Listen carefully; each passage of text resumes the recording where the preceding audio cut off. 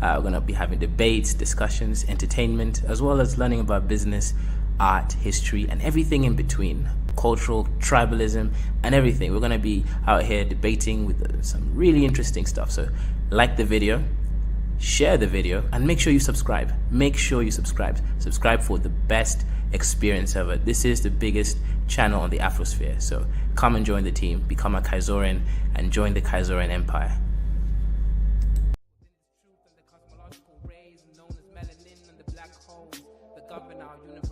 Universally exist within myself, within this premise, and I exist within this bluebird in the sky. I'ma fly like the blue in the sky.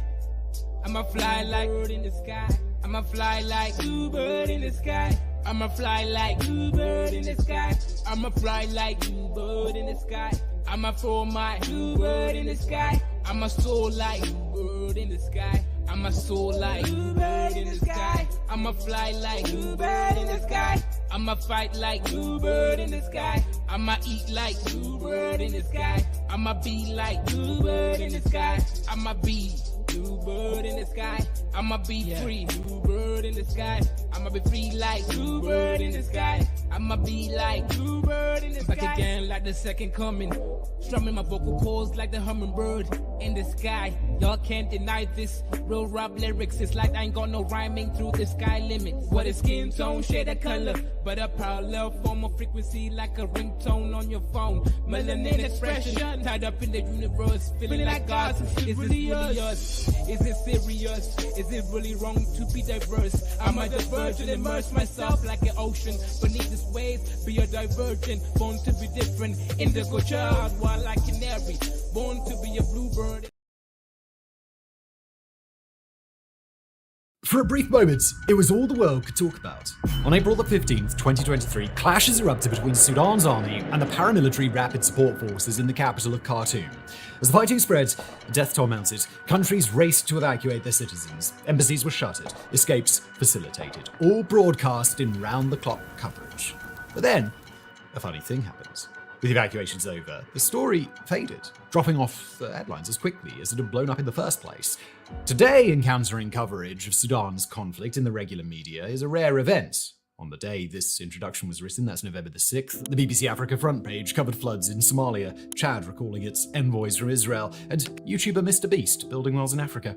Only those who scrolled far down would have noticed a single short headline about shelling hitting a Sudanese market. So how did this happen? How did a conflict that briefly dominated our news feeds become a mere media footnote? Well, today we're taking a look at both Sudan's ongoing war and investigating the weird lack of wider interest. State collapse. Now, the first odd thing about the relative silence on Sudan is that it's hardly a small or obscure country. At 1.89 million square kilometers, Sudan is the third largest nation in Africa, a country home to over 40. Yep.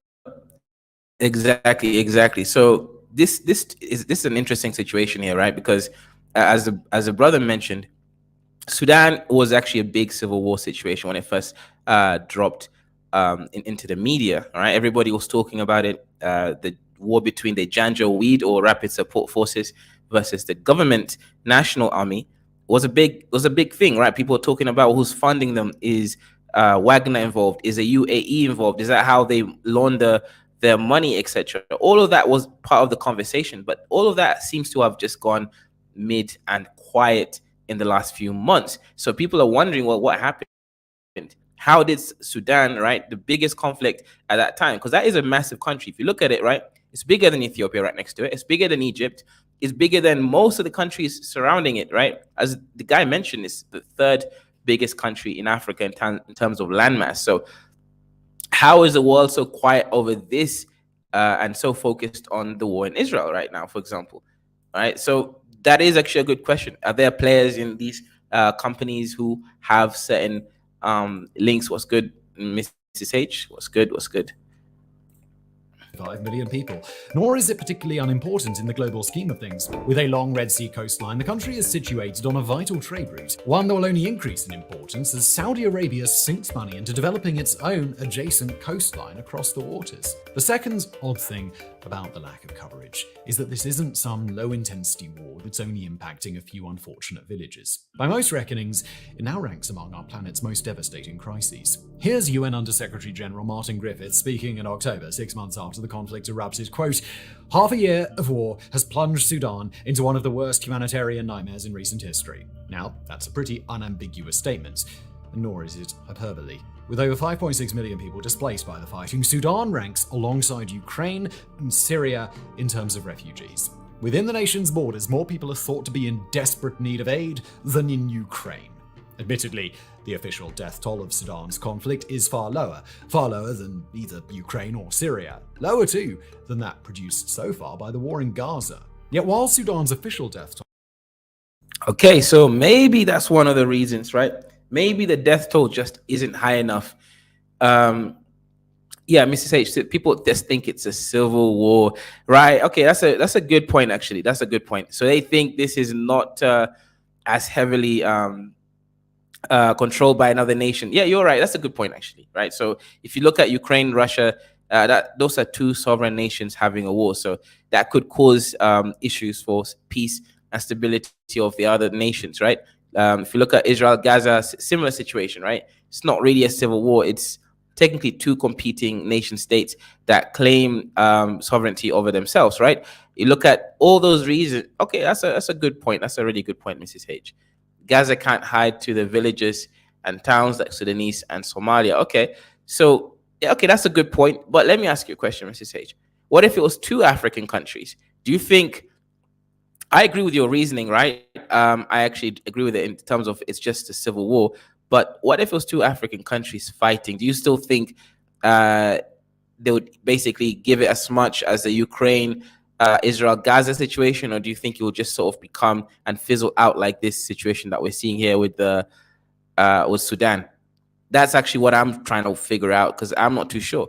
Right? I'm not want to be one of these Pan-Africans who's like out here saying all these kinds of stuff, but I am wondering to see if which side it would have been if it was two African nations warring against each other. Might only stand at 9,000.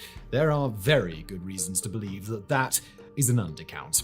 Reuters recently did an in-depth report into a springtime attack by the Rapid Support Forces and their allies on the city of El Janina in Darfur, a region in the west of Sudan that's home to both nomadic Arab tribes and black African ethnic groups like the Masalit. Over 2 months, the RSF slaughtered people in the city, conducting house-to-house executions, attacking convoys. Yeah, the funny thing with Janjaweed, right? You guys might know them as the Rapid Support Forces. These people definitely are very brutal. They did do some ethnic cleansing around the Darfur region a few years back, and now they do have control over a lot of the Darfur region, etc. Right? So, and the thing is, here's the issue when you allow a paramilitary group to be as powerful as the national armies, you're going to get something like this, right? The general is just as powerful as the army general. I mean, the national army general, right? You literally got two competing factions, two different camps who are almost as powerful as each other. And now is when you start getting the foreign players who's sponsoring who, right? People claim that Janjaweed is sponsored by UAE, right? Their banks are there, right? That's how they get money to buy all these weapons, etc. So who knows? Ms. H says, I wouldn't class Gaza as an army. They're a rebel group who can't have weapon access like Israel. That's a good point. Hamas doesn't really have as much power either, right? From an outside perspective, most people don't know which side is right or wrong in Sudan. How many African countries have gone to war, Kaiser? Actually, recently, not many, actually. I can't think of in the recent years. What? Okay, apart from like small skirmishes between Rwanda, Congo, and Uganda, right? That's the only one where I think there's like, competing interest groups from different African countries all in Congo area. I think that's the one I can think of in recent years, actually. Of refugees trying to flee. Overall, a local surgeon quoted in the Reuters piece estimates 4,000 people were killed in El Janina alone. And the city is far from the only ones who have been sacked amidst the fighting. In July, the UN estimated at least 13 mass graves were now dotted across the Darfur region, the result of a genocidal campaign carried out by the RSF and Janjaweed militias against the Masalit. Survivors have reported sniping. Yeah, RSF is Janjaweed, right? Just making clear that we all know what we're talking about. The Rapid Support Forces and Janjaweed are the same thing. They're not separate things. They are this exact same stuff over there. And of course, these people are brutal, and they are, more or less Arab supremacists.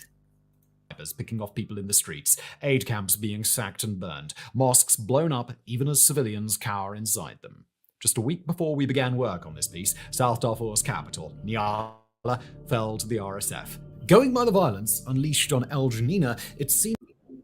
See, I told you, right? Before, the Janjaweed had a small control of the Darfur area. Now they've taken control of the capital of Darfur as well. So they're really, making sure that they have a strong foothold over a region. And of course, this is important strategically, because if they have a control over a region, they're able to go and act, right? They can probably host their weapons there. They can recruit the troops there from Darfur to join their army, etc. And of course, if they're the ones controlling you, you've got no chance but to give your kids, your young boys or sons, even daughters, right? These days, women are heavily recruited into these paramilitia groups.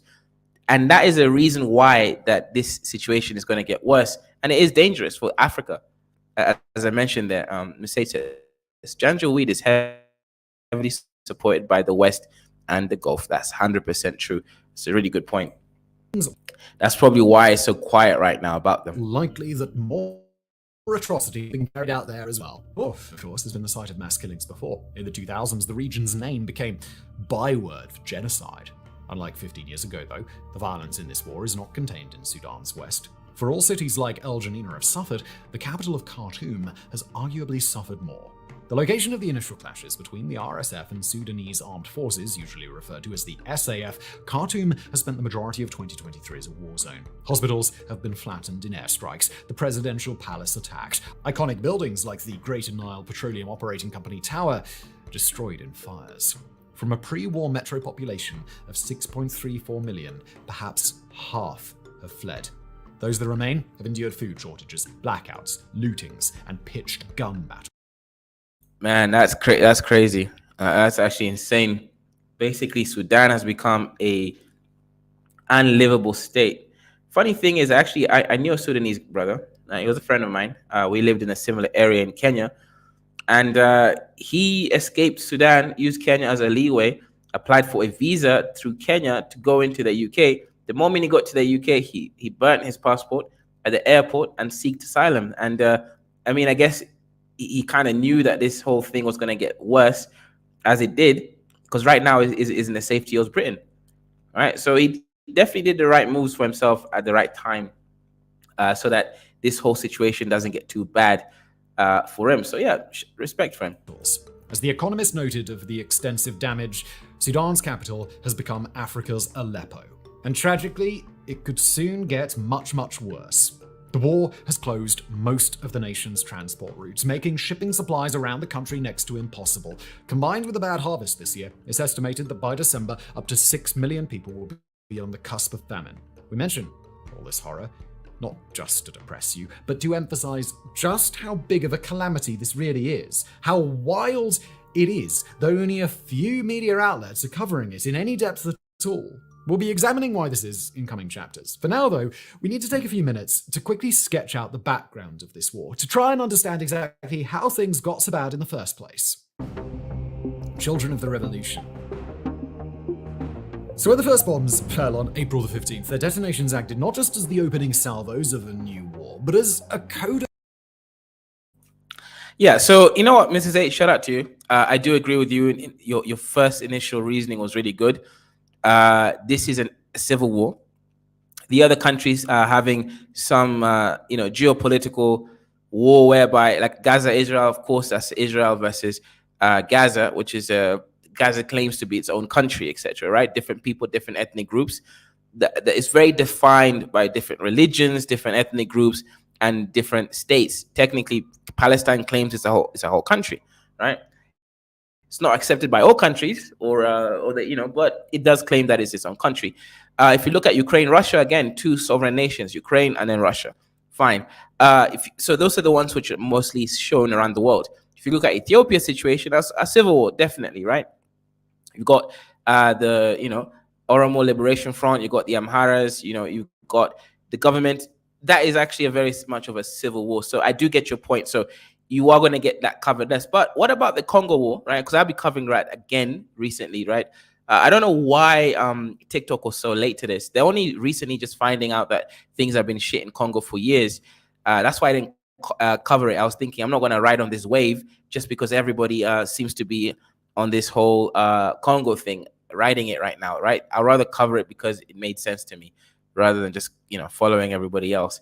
But yeah, Sudan is an interesting one. To a brief period of hope, a requiem for Sudan's revolution. Prior to 2019, Sudan had spent 3 full decades under the thumb of Omar al-Bashir, a tyrant who ruled not so much with an iron fist as a wrist-mounted machine gun.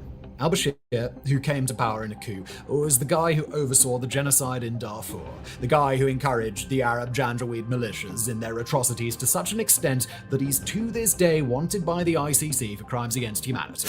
Like most dictators, he was also a paranoid guy, so much so that in 2013 he invited the Janjaweed to form an official paramilitary force, the Rapid Support Forces. The idea was that the RSF would act as a counterweight to the Sudanese army, lest al-Bashir's generals start imagining that they might look good on the throne. But the dictator should have paid attention to the Janjaweed's name, which can be translated as devils on horseback. And like all devils, the RSF wouldn't be even remotely troubled by feelings of loyalty. Things came to a head in the spring of 2019 following months of protests. On April the 11th, yeah, I'm not gonna lie. When I first heard the word ganja weed, I literally thought that these people are. My mind initially went to ganja weed, right? It's like, sure, it's a repeat of the same word, but yeah, I was like, how are you gonna name your militia ganja weed? But yeah, ganja weed apparently means something different in their language, right? That they're using. I don't know if it's Arabic or some African language in Sudan. Who knows, right? Maybe the Arab speakers can tell me if it's Arabic or not, right? Because apparently it translates to devils on horseback. Okay, that's a good point, Mrs. H, that people are fatigued by seeing Africans suffering. It's rare to see white nations fight. Bosnia was the last one.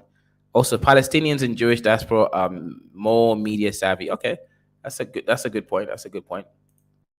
The military joined the public, removing al-Bashir from power. What followed was a quick transition to a so-called sovereignty council.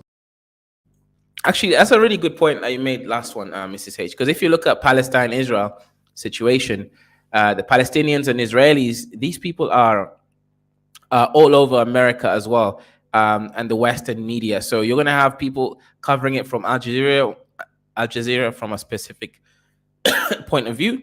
And then you're going to get people covering it from the American media. This is actually a conversation that affects United States foreign what do you call it, how they treat other countries. So, all that kind of stuff. So foreign policy. So yeah, that's a really, really good point. So that's why it can be a conversation, it can be a debate in the media. So that means basically it can be ongoing. They can keep making money from all the debates going on around the media. That's a good point. So they could more or less get paid for much more. And with something like Sudan, right? Sudan is so far away from the average American citizen's understanding. So if you put it on the media all the time, the debates, yeah, they'll happen between the people who are knowledgeable, but you won't go into the actual American average population. Same thing with Sudan in the UK, etc. Yeah, that's a good point. That's a good point. This one is far more divisive in terms of politics and also the whole religion thing. And, you got it involving the 3 main religions, Christianity over there with the white Christians supporting the Jewish people and then the Muslims supporting the Palestinians. Yeah, I agree with you. I think that's probably a really good point. One comprising both military men and civilians, and intended to chart the leaking ship Sudan on a course toward democracy. Not that it was just the regular army who held seats on the council. If al-Bashir had expected the RSF to protect him from such coups, he'd badly misjudged the devil's loyalty. Deputy chair of the council was Mohammed Hamdan Dagalo, universally known as Hemedti. A former Janjaweed commander from the Arab Rizagat tribe, Hemedti was responsible for the Darfur War's worst atrocities. But rather than being rewarded with a long stay in the ninth circle of hell, he had instead been placed at the head of the RSF. By the eve of the revolution, he had 100,000 men under his command. But Hemedti wasn't the only powerful player on the new council. There was also General Abdel Fattah al-Burhan. A former army commander in Darfur, al-Burhan rose to power in the chaos of the revolution, eventually becoming chairman of the Sovereignty Council. Initially, the general insisted he was merely playing a transitional role, that he would be Sudan's de facto leader only up to the moment that civilian government could take the reins. But in a nation with a history of military coups and army rule, could such a man really be believed? And the answer came in October of 2021. On the 25th of that month, al-Burhan and Hemedti teamed up to remove the civilian members from the council and cancelled the transition to democracy. Although there were protests, the cynical power play worked. General al-Burhan became the effective leader of Sudan, with Hemedti at his side. Not that the younger man had any intention of staying in the general's shadow. The Sudan War Monitor has noted the kind of man Hemedti is, a guy who lets his loyal followers refer to him as president, emir, and commander-in-chief. A guy who, as leader of the RSF, stands at the head of a vast militia drawn from Sudan's poor, downtrodden, and ignored. A conduit for decades of resentment felt against the military elites in Khartoum. With a combustible mix like that leading it, it was probably only a matter of time before. Yep. So now it's obviously going to start talking about, the elites, who's actually running the country, who's got the money and all the good stuff, right? So this war that's going on around here definitely seems to be, it is very civil, war-like structure that I'm seeing here. Of course, there's outside forces who are influencing and playing the game, but from what I'm seeing, it does seem like it's a very internal conflict going on right now in Sudan, which is interesting to me, right? So, yeah, I think I like the last point Mrs. H made, right? About basically, there's more to talk about Israel, Gaza than there is. Same thing with Ukraine, Russia. These are very, I guess, things which are really on the forefront of American foreign policy. So if you think about it, right, American media is the biggest one. Then you have UK, German, and all these other medias. And these are all allies with each other in terms of NATO. So, yeah, it makes sense, right? It makes sense that this will be as divisive as it is and will be reverberating across the media in such a strong way. So, yeah, 100%. I think that's probably the main reason why this conflict isn't as pronounced, right, in the way that is being reported around the world. Sage says, yesterday someone posted that there are Jewish-only roads, neighborhoods, checkpoints. So this is a wider apartheid conversation. Yeah, that's true. That's true for the Africans as well. They probably looking in at that perspective. That's a good point. Yep, Israel is the Middle East. Is the Middle East of the Middle East, and Biden said Israel is the most strategic friend. Yeah, that's a good point. Sudan ignited. The spark was a plan to integrate the RSF into Sudan's regular military structure, an eerily similar trigger to the Russian army's plan to take over Wagner, which led to Prigozhin's aborted mutiny. But while the Wagner uprising fizzles out in hours, the RSF's violent backlash remains ongoing to this very day. State of play.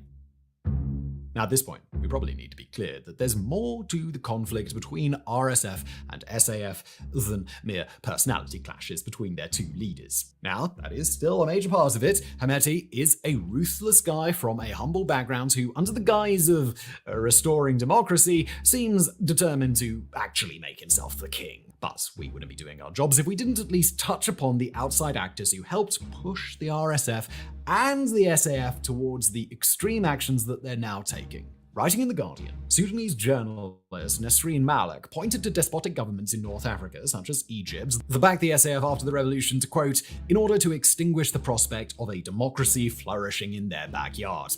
While that backing resulted in the 2021 coup that removed the civilian elements from the government, it also helped destabilize a nation already suffering a power vacuum. Meanwhile, the RSF seems to have forged an alliance with Russia and the Wagner Group in exchange for control of lucrative gold mines. Since the war broke out, the United Arab Yep. I mentioned this before about Wagner's plan to have a widespread curtain all the way from Sudan, having access to the Red Sea, all the way across the Sahel through West Africa, whereby they would have another access to the sea.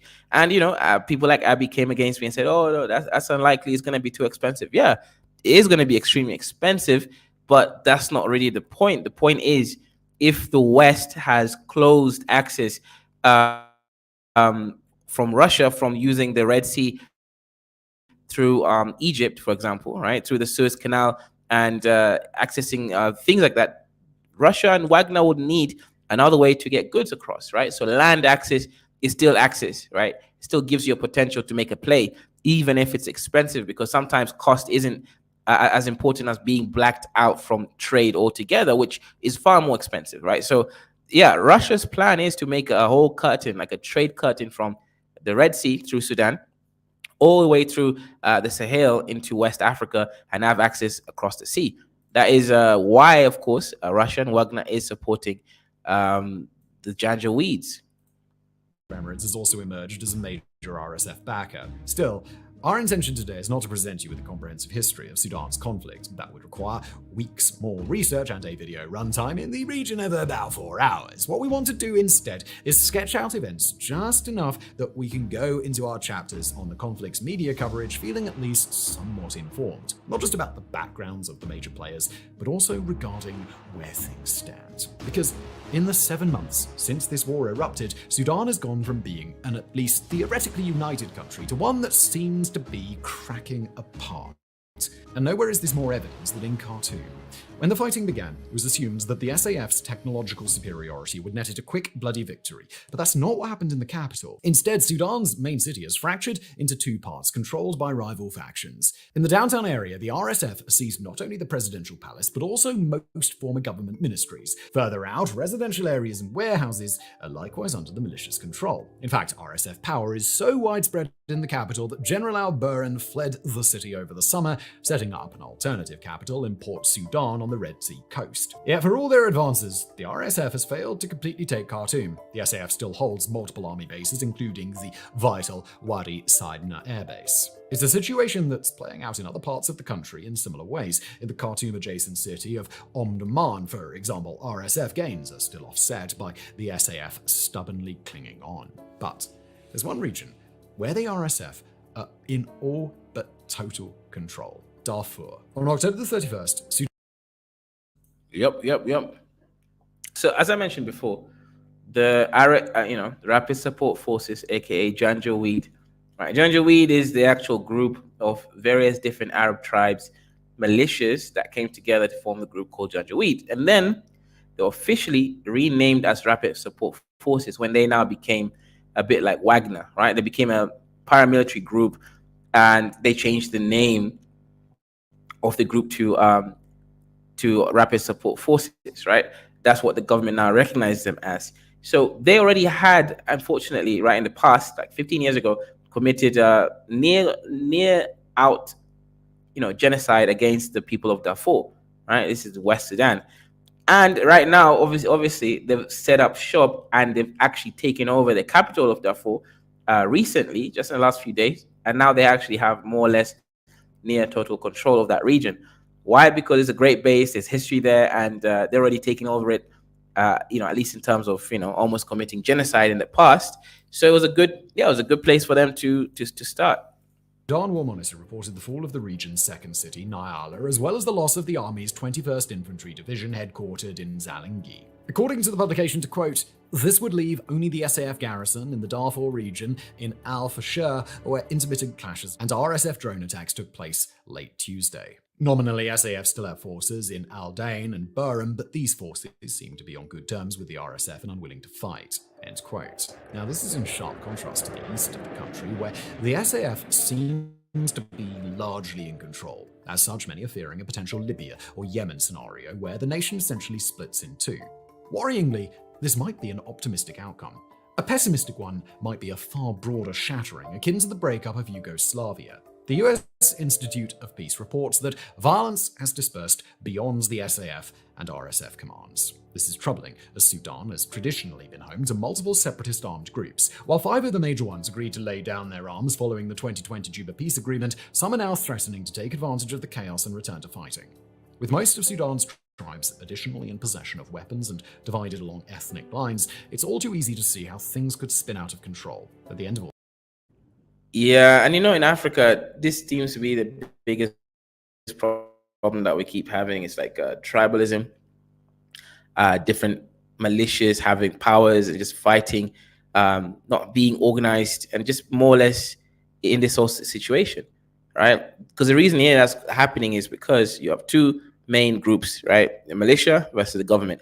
Now, as a report saying that the violence is going beyond the militias and the government, it's now even like taking over smaller armed forces, meaning that this could be an all-out chaos in Sudan, right? Which means Sudan might not have peace anytime soon because they're still dealing with the lack of peace and chaos going on around the country. So yeah, this is to me, I think this is a very big conflict, especially for African people, because this can now start trickling down into other countries, right? You've already seen that Egypt wants to stop Ethiopia's dam, right, from functioning for too long because it's going to impact on their access to water. Now, if that continues happening, what do you think is going to happen? All these militia groups, of course, some of them are going to be game for pay, right? Meaning they will be willing to do things for money because that country doesn't have a strong government, a single administrative region that can actually then control things, right? So yeah, this is to me, I think this is Africa's most troublesome war going on right now, even worse than what's going on in Ethiopia. Even though the death tolls was high in Ethiopia, that did seem like it was more internal, but this one seems like it might spiral out of control. That then, we've hopefully convinced you that this is a major deal, a conflict that is already horrific, but has the potential to turn far, far worse. And well, this all brings us back to our original question. Why isn't this getting more airtime? Why isn't the world as attentive to Sudan's collapse as it is to the conflicts in Gaza and in Ukraine? It's a question that we're going to try our best to answer in the coming parts of the video. The Invisible War. When we've known Sudan's lack of media journalists contributing to outlets like Sudan War Monitor, others are employees of traditional media organizations like Reuters. What they have in common is that they're all doing excellent work that we neither have the budget, nor expertise, nor, frankly, the balls to do ourselves. Seriously, the absolute last thing that we want you to take from this video is that literally nobody is covering the crisis. No, when we ask, why is the world ignoring Sudan's civil war, we mean it more broadly. Why isn't the work of those reporters trending on social media or leading the headlines? Why is it that you can walk into a random bar and find people with strong opinions on the wars in Ukraine and Gaza, but you're unlikely to find anyone following the events in Sudan? And this is important because what the public cares about can drive how governments react, and it can also drive where donor dollars flow. Context News has noted how aid donations are barely half of what the UN estimates is needed to avert catastrophe for Sudan's civilians. Charities and non-governmental organizations report insufficient funding to operate hospitals. So, now seems like a vital time to ask what is driving this lack of attention. One theory we came across multiple times while researching this video is that racism is playing a role. Progressive magazine The Nation recently published a savage attack on the... Yeah, so you say racism, sure, and that's a point to take on. But I want to say I really do like Mrs. H's point earlier about the fact that people can't. I guess this is what you're going to consider racism, right? People really can't relate with what's going on in Ukraine and what's going on in Sudan because they have no connection to that region, right? Now the Muslims and the Arabs might and the Africans might connect to Sudan, right? Because they're Africans. But even then, the Africans really don't know what's going on either, because this is not just a Western media thing. I am not seeing any reports of Sudan in Kenyan media either, but I am seeing news reports of Gaza, Israel, Ukraine, Russia far more often. So it's not just a simple Western media situation. This is an all-out media situation. There seems to be a media blackout in this whole Sudan situation, right? Meaning it's more than just racism, right? It's really the interest groups of the population. If I was to ask the average Kenyan if he knows what war is going on right now, they'll probably say Ukraine, Russia. All of them know that, right? They know that there's a Ukraine Russia conflict going on. The Gaza Israel situation, a lot of them also know about that. But if I ask again Kenyans about this, again average, I'm not talking about the ones who are into geopolitics and stuff. They won't know anything about Sudan's war. They won't tell you which generals where. They won't tell you which factions are warring each other. So this is a bigger conversation than just racism from a Western media perspective. Even in Africa, I've named one country, Kenya, whereby I'm not seeing any reports of this on the mainstream media either. I says it's mostly because Africans are not disseminating this conflict. I don't believe it's racism. Yeah, I think I agree with you, actually. I agree with you. That's a good point. The American media by two Sudanese activists who compared the coverage to that of the Ukraine war and declared white Europeans now being killed, wounded, or rendered homeless by Russian troops are victims worthy of media attention, while Sudanese facing similar fates aren't. The quote ends. Okay, says white Europeans now being killed, wounded, or rendered homeless by Russian troops are victims worthy of media attention, while Sudanese facing similar fates aren't. Yeah, I think from a Western media that is relevant, but it's in Africa. Sudan is not really being covered either. So there's different competing arguments here, right? Yeah, that is true. Also, but still in Africa, African media is not covering Sudan either. So it has to be more, right? That's just a reason, but it's not the reason.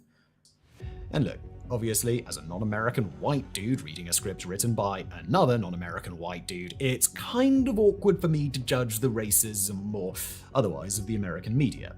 Nonetheless, there are some signs that something deeper is at play than mere prejudice. It's worth remembering that the Darfur War in the 2000s received overwhelming coverage in the US and the wider West, as did the 2011 secession of South Sudan. And while it's possible the media of 2023 is more racist than the media of 2011, other stories taking place in Africa this year generated endless headlines. Just think back to the Niger coup, for example. No. If we really want to understand what's going on, we need to consider other factors, one of which may include how past coverage of Sudan affected people's perceptions. Yeah, so now with the Niger coup, the reason why that reached such wide mass scale is because of the actors, right? We had France, we had America, we had Africans, we had Pan-Africans, etc. So that's a really, really good point. Africans felt that the Niger situation was a movement towards freedom. They felt that the Niger situation was anti-French, anti-imperialism movement, right? So of course they trended, right? If you went through TikTok, all over YouTube, all over the place, that whole thing really, really, really trended. And that's actually a really great point that the Warren graphic is making. It's not just as simple as racism, because it's who's actually watching this news, right? Niger was actually in African people's mindset, right? They really thought it was an anti-imperialism movement going on, right? Fighting for freedom and other values that they valued, right? And in this case, comparative to Sudan, Sudan is a very insular problem, right? Sudan is more about whatever, like two people that knew each other in the past, right? The Janjaweed leader and the Sudanese leader. And right now, one of them wants to be king and the other one doesn't want to lose their position. So that's what Africans are thinking. So yeah, that's a really great point. Niger definitely went viral, right? That actually made a lot of African channels become big, etc. So yes, 100%. There is a difference between Niger and Sudan. If you're among the younger viewers today, you may not be aware just how much attention was lavished on Sudan in the 2000s. The Darfur genocide was a key concern of global leaders, while the South Sudanese fight for independence was a cause célèbre among politicians and celebrity activists. As vitally important as that work was, it resulted in Sudan becoming linked in people's minds with war and atrocity. So when the 2023 conflict broke out, a lot of people in the West may have basically been like, oh, another one? Writing in state press, Sudanese-American journalist Fatima Gabir describes how, quote, the sudden shock value of the war didn't affect non-Sudanese people because they had a preconceived notion that the country's citizens always lived in conflict. Later on in that same piece, she Okay, that's an interesting point. Isn't that what you said earlier, Mrs. H? That people are fatigued by fighting and suffering in Africa. So that last point there more or less exemplifies your statement, right? The sudden shock value of the war didn't affect non-Sudanese people because they had a preconceived notion that the country's citizens always lived in conflict, right? As you mentioned, there was a genocide going on in Darfur by the Janjaweed against the Darfurians in that area in the 2000s, right? 15 years ago, that happened. We also had the fight for independence between the South Sudanese people versus the Sudanese government, right, for independence. That also happened, right? With all the traumas and everything, the fatigue just reached people's mind that there's nothing new about this here. These people are always living in this kind of hellhole. So yeah, that's a great point. That the country's citizens always lived in conflict. Later on in that same piece, she quotes a Sudanese-American student who comes to similar conclusions about the media coverage, saying, there's not a lot of humanization around Sudanese people's culture, history, struggles, or anything. It's just, oh, more Africans or Middle Easterners killing themselves. Now, to be fair, Sudan really has suffered more than its fair share of wars. Since independence in 1956, there have been 2 full civil wars, not including this one, the Darfur Genocide, a conflict in the states of South Kordofan and Blue Nile, plus all the violence that surrounded South Sudan's transition to independence. That doesn't mean there was anything inevitable about the current fight between the RSF and the SAF, but perhaps it does partly explain the broader lack of interest. Unfortunately, war fatigue is a real thing among the media, and the new and shocking always takes precedent over what's perceived as business as usual. Awful as it is to say out loud, many creators and consumers may have simply felt the current conflict in Sudan was just...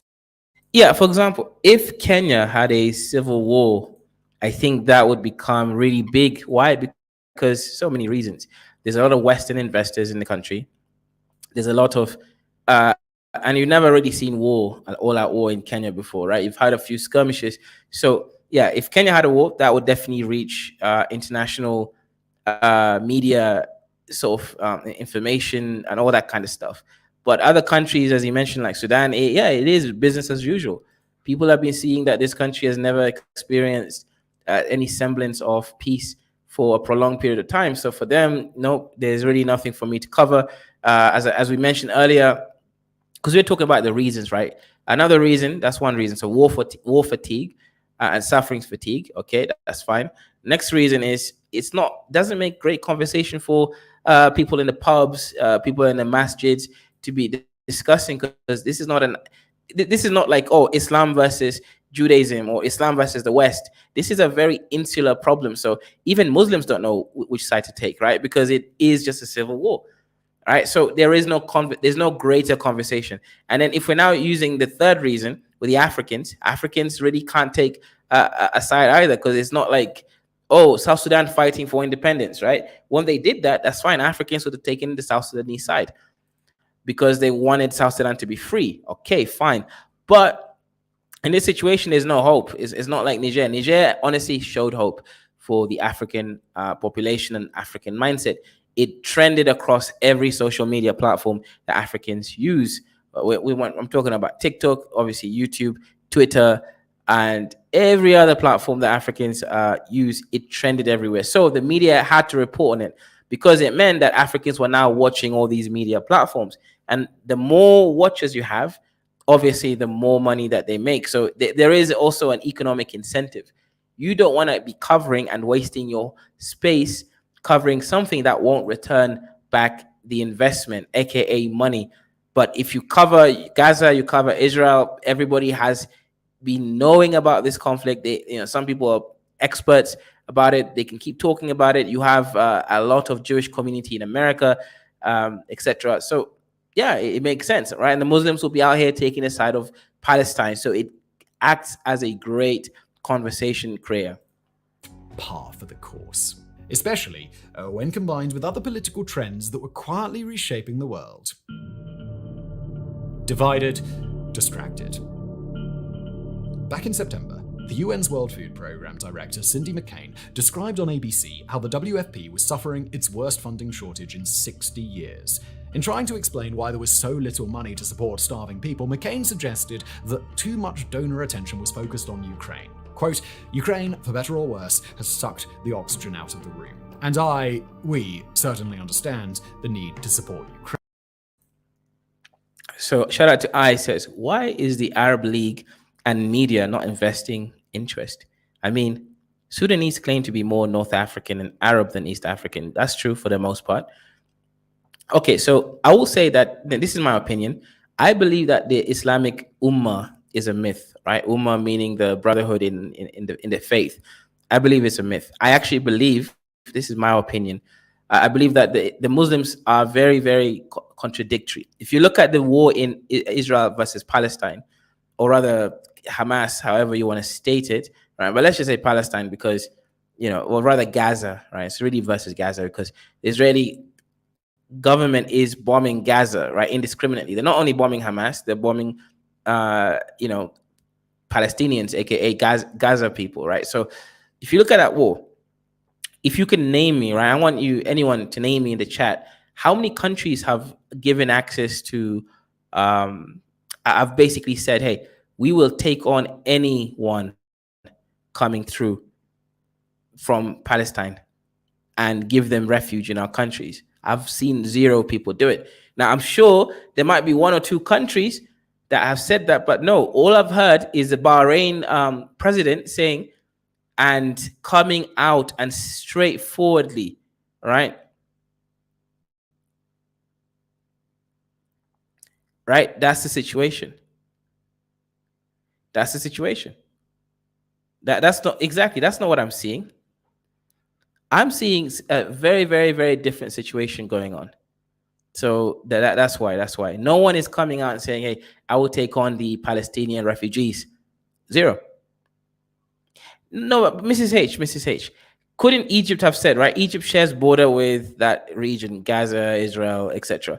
Couldn't Israel say, we will take on Palestinian refugees? They haven't said that. Right, that's the situation. So, Mrs. H, I'm just saying, I think there's just a lot of hypocrisy coming from Islamic nations. There are some Islamic rich nations. For example, let's talk about Saudi Arabia, the pinnacle of Islam, right? How come Saudi prince isn't saying, in light of what is happening to Arab peoples, okay, Egypt, no, but Mrs. H, you see, now, shout out to you, but right now you are babbling on Islamic babble, right? Uganda is a poor country, right? Uganda is a poor country.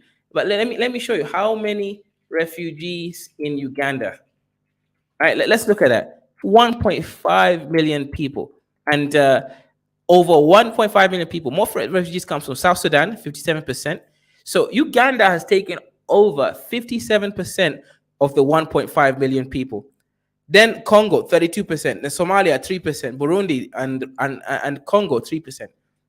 Uganda is doing it. If you look at Kenya also, how many refugees in Kenya? Probably at least 1 million as well, right? Let's say in Kenya. Let's see. No, it's not 1 million. It's like, okay, the registered ones are like 500,000, right? 700,000. And it's mostly from South Sudan and Somalia. How come Kenya and Uganda is taking on refugees when they're a poor country, but Egypt can't? Or they could have said, hey, listen, no, I don't know, Mr. H. Right now, you were making really good points earlier, but right now, all I'm sensing is cap. Right? This is definitely capping, Mrs. H. This is definitely capping. Syria is a dusty country. It doesn't really count. They went there because there's no real government. I would have expected one Arab country to come out and said, we will take on refugees and help our fallen Islamic brothers against this greater fight for independence and self-rule and sovereignty. But I did not see that anywhere.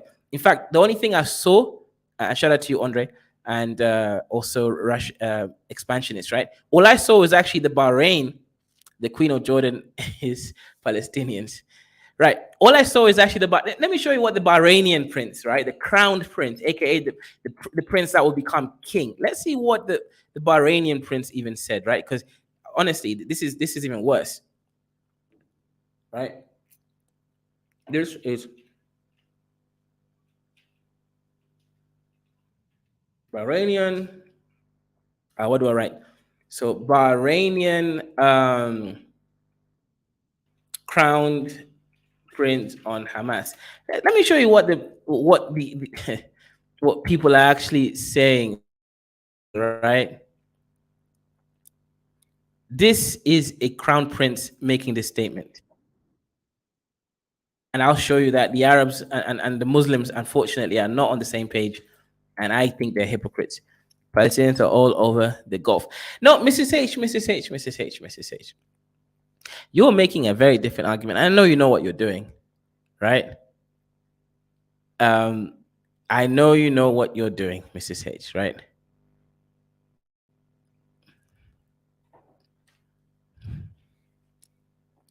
Okay. For the guys, I'll reduce the ads, right? I'll reduce the ads. Give me like 5 minutes. I'll reduce the number of ads, right? Um, I'm sure some people have seen that the number of ads are crazy, right? But the ads have been keeping me fed. That's why I had ads there. But I'll reduce the number of ads. I've just downloaded the video. I'm going to share it right now, Mrs. H. Mrs. H, you're talking about Palestinians. There's some, but these Palestinians are there before the conflict. That's just typical migration. We're talking about refugees, Mrs. H. We're not talking about people that left years before, have established lives. That's common migration. We're not talking about that. We're talking about people saying we will take on refugees and help our brothers. Uganda said we will take on refugees from Africa, any refugee. Okay, Uganda set them up. 1.5 million Africans in Uganda. Kenya said we will take on Somali and South Sudanese refugees. 700,000 refugees in that country. None of these Arab countries have said that. Find me one statement, Mrs. H, that people have made. We will take on Palestinian refugees to stop them from being killed periodically by Israel. You won't find it. But anyways, let me share. Now, a lot of them are there through migration, right? Just typical migration. People want a better life, and that's different from refugees. Let's see. Why is what? Let me just share that 1 second. These actions are equivalent. Yeah, this is what the Bahrainian crown prince said. Us unequivocally. This is so everybody in the room can understand that I stand on the side of civilians and innocents, and not on the side of political posture.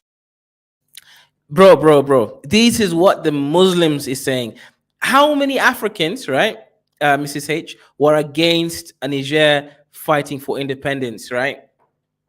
Honestly, I didn't see any Africans who actually was. Even me, I wasn't even fighting against. And you can call me a coon.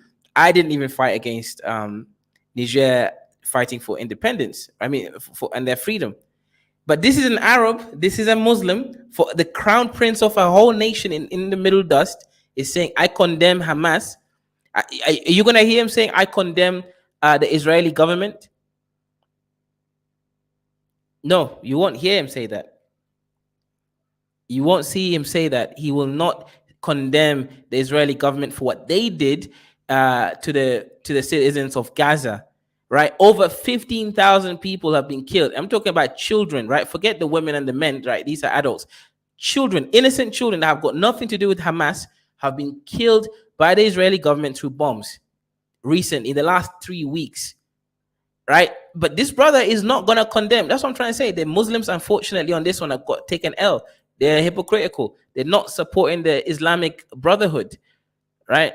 I know he's a monarch, Mrs. H. I'm not. I understand that, right? But Mrs. H, show me an African country that condemned Niger. Right? They didn't exist. Even Nigeria couldn't go and invade Niger. I'm just saying the Muslims are acting very, unfortunately, against the Ummah. They're not acting the way that they should act. They're out here condemning Hamas, and they will never condemn the Israeli government. just say nothing. If you don't have anything good to say, just don't say anything. But going around acting like this, I'm just saying this is very hypocritical. Andre says, I don't think you get it. I don't think you know how much instability it would create if they let them all into one nation. I condemn Hamas unequivocally. This is so everybody in the room can understand that I stand on the side of civilians and innocents and not on the side of political posturing. The attacks on October 7th were barbaric, were, how can I put it? They were horrific. They were indiscriminate. They killed women, children, elderly, did not matter. They hit civilian institutions and they hit military targets. And on top of that, it seems it's okay now to grab hostages and take them away and speak about it as if it's an act of war. That is something that we condemn. And we condemned it on October the 9th, I believe, or 8th. Now, Israel. I unequivocally condemn. Yeah, so you see, that are deeply and that's a British accent, Mrs. H. In these Arab countries, the richer ones, they get UK English teachers to come in and teach their kids, etc. And of course, he's the crown prince, so he would have been educated in a British education. That's a very British accent, but of course, you can hear the Middle Dust in there as well. But yeah, very, very British. as much desperate as Ukraine is. It was a quote that got picked up by many of those arguing that Western donors are more focused on the suffering of Europeans than non-white people. That nation piece that we just mentioned, for example, used McCain's words to justify their central thesis. But blaming Ukraine hides a far more ominous truth. Where Africa is concerned, donor interest has been fading now for several years. Back in the 2000s, foreign aid to sub-Saharan Africa, of which Sudan is geographically, if not politically, a part, accounted for 4% of the region's GDP. Today, the IMF puts the figure at 2.5%. This decade alone, Context News reports that major donors like Canada, Japan, and Norway have all reduced aid to Africa, even as humanitarian needs have grown. Obviously, this isn't a video on aid donations, but given voter concerns often help drive policy in democracies, that reduction in spending could indicate a longer-term apathy among the public towards crises in Africa. An apathy that doubtless helps shape national media coverage. This may be especially true of Sudan, where the regime of al-Bashir cloaked itself in secrecy for the best part of 30 years. Speaking to state press, Sudanese-American political writer Sarah El-Hassan noted of the regime's isolationism, some people didn't know where Sudan was until Rihanna posted about it in 2019. I think it's difficult for the world to care when they have no frame of reference for people they don't know. End quote. That's not to say that the Ukraine war and the war in Gaza aren't crowding out other conflicts. Arab News recently bemoans how the war in Ukraine and the escalating crisis in the Middle East have diverted the focus of the international community, leaving Sudan's conflagrations suffering an inadvertent visibility crisis. But a sense of apathy and confusion, combined with an image of Sudan as a place always racked by conflict, may have meant this war has a less chance of breaking through. After all, Israel is deeply familiar to Americans and Europeans. Sudan is seen as something distant. Interesting as all this analysis is, though, we've so far left out what may be a key part, the part that doesn't involve the media consumption habits of Westerners, but the warring parties themselves. Specifically, the way a lack of coverage may be. Yeah, Mr. says the Arab leaders don't only care about their own nations, states, and the interest. Who knows what their religious affiliations even is? Yeah, that's a good point.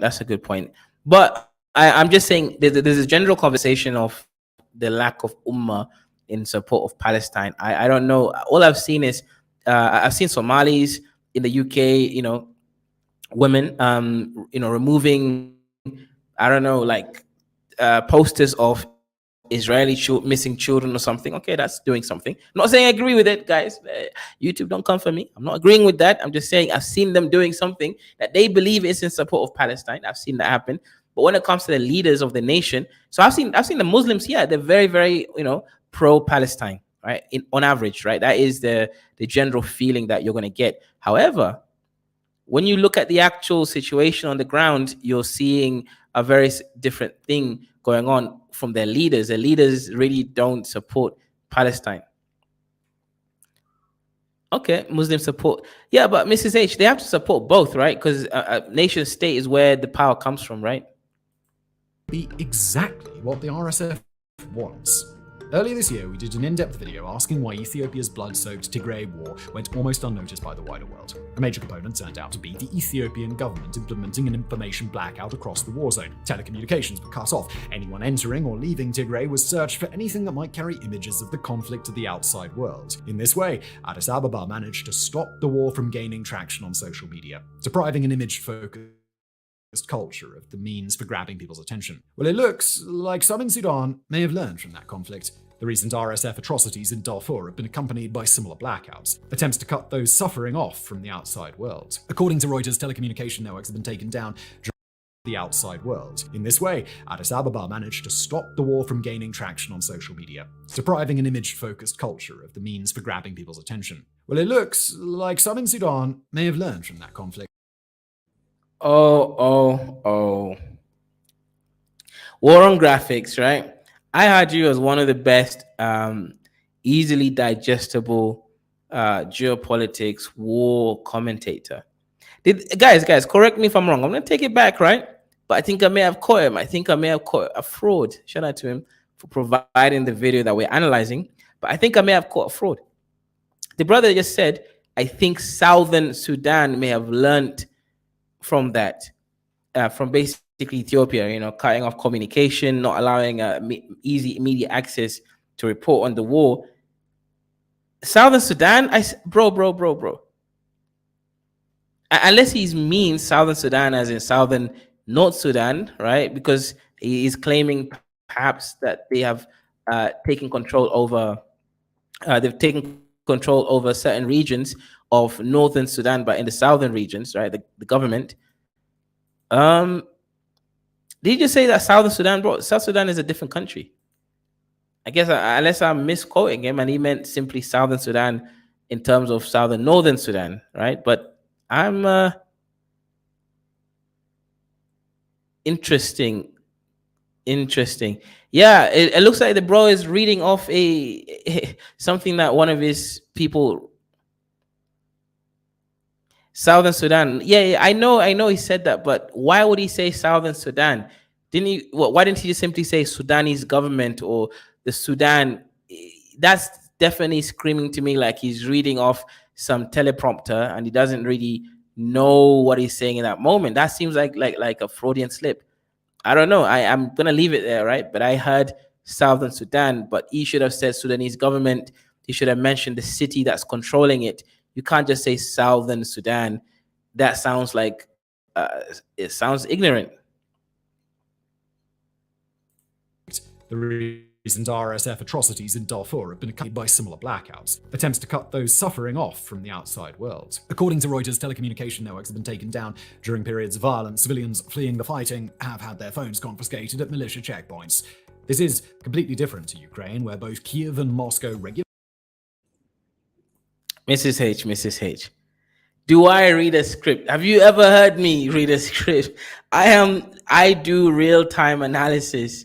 I do not read scripts, right? And when I do read scripts, I make it clear that I'm reading a script. My analysis, my videos is not scripted.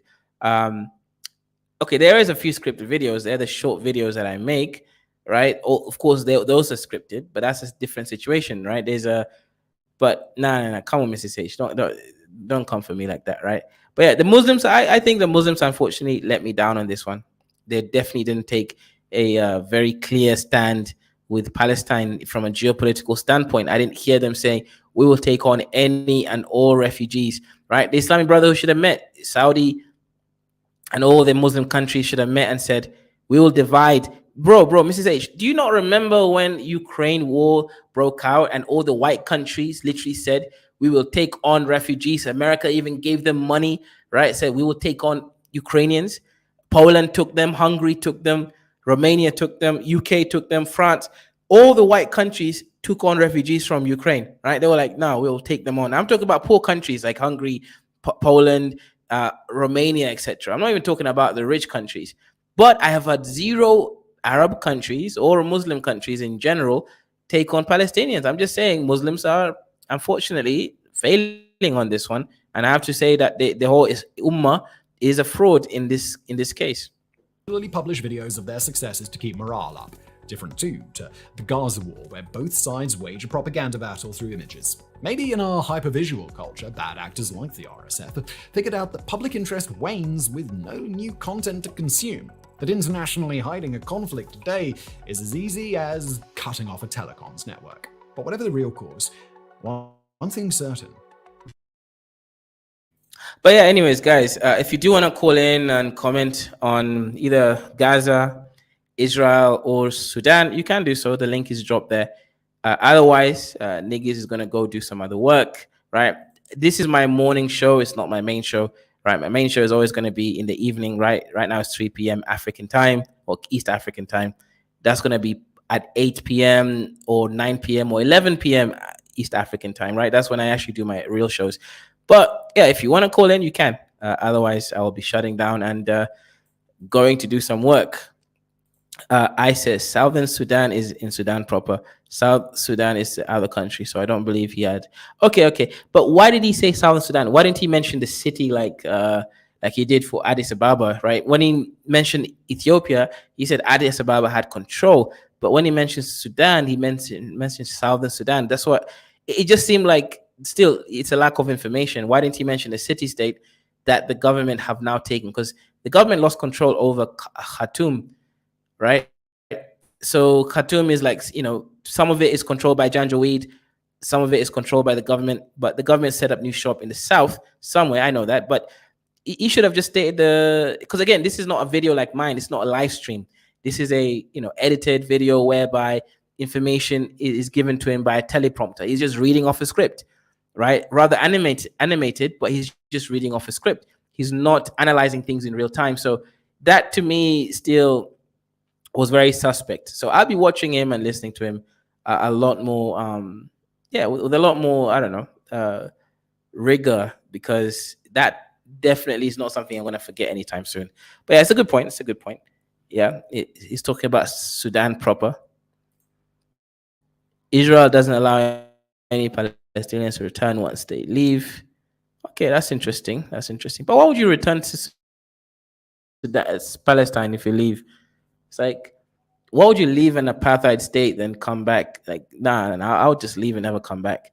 Like, I just think Palestinians should give up to save their lives, man. Just find new shop somewhere else. I don't know, but fighting in that region is just gonna kill you, kill your kids. I just don't think it's not the wisest thing for them to keep going. Should all be paying more attention to what's happening in Sudan, not just because it's a humanitarian disaster zone, but because of where the conflict might lead.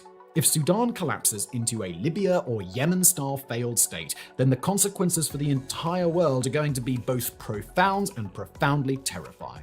As World Politics Review wrote, a power vacuum in Sudan would attract jihadists and mercenaries alike. A country that spent nearly 30 years on the US terrorism list could once again play host to groups of unchecked jihadists from across the region, creating a security nightmare that Washington and its allies would struggle to contain.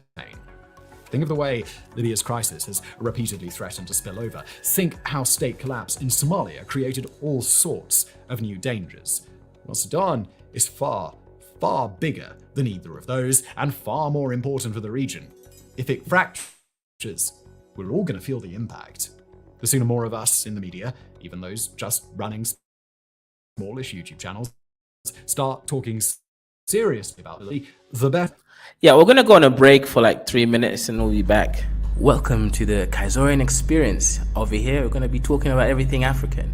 We're going to be having debates, discussions, entertainment, as well as learning about business, art, history, and everything in between. Cultural, tribalism, and everything. We're going to be out here debating with some really interesting stuff. So like the video, share the video, and make sure you subscribe. Subscribe for the best experience ever. This is the biggest channel on the Afrosphere. So come and join the team, become a Kaizorian, and join the Kaizorian Empire.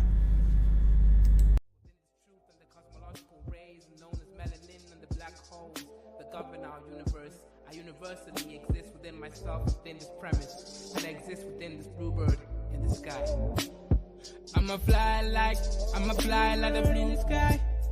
I'ma fly like bird in the sky. I'ma fly like bluebird in the sky. I'ma fly like bluebird in the sky. I'ma fly like bluebird in the sky. I'ma throw my bluebird in the sky. I'ma soar like bluebird in the sky. I'ma soar like bluebird in the sky. I'ma fly like bluebird in the sky. I'ma fight like bluebird in the sky. I'ma eat like bluebird in the sky. I'ma be like bluebird in the sky. I'ma be bluebird in the sky. I'ma be free, bluebird in the sky. I'ma be free like bluebird in the sky. I'ma be like bluebird in the sky. Back again like the second coming.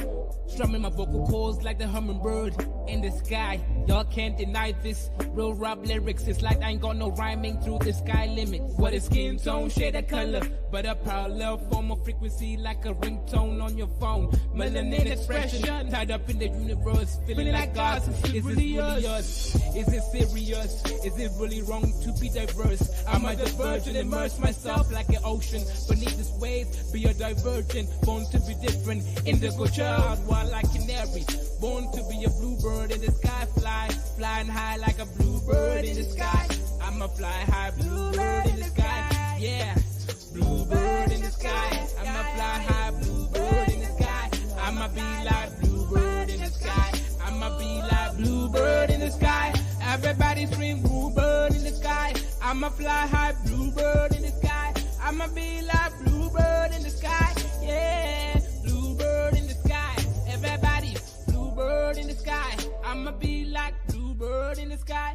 I'ma be like born black, sweet like a berry. Flying high, high like a canary. Scary with my hoodie on. Hating on my vibe on the street that you'll be feeling my frequency in the song. But I know that I ain't never ever gonna be ever the same. But I know.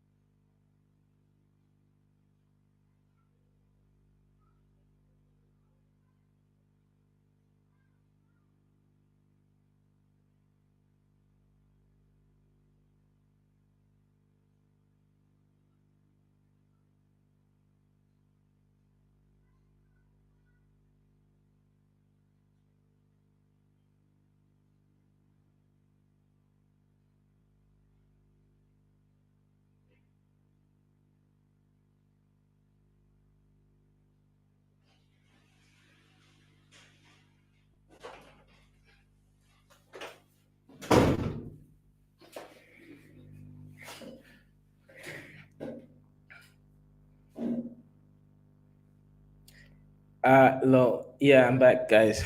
Sorry about that. Give me a second.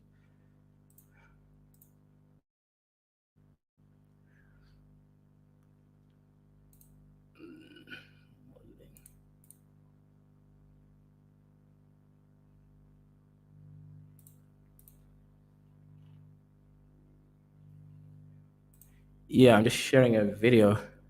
Give me a second. Let's see. Oh yeah, I didn't even download it yet. Lol.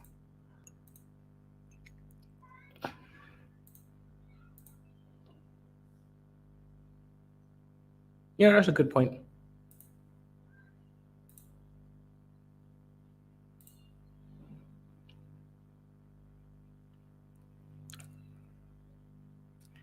Gaza crisis. Real reasons why sympathetic.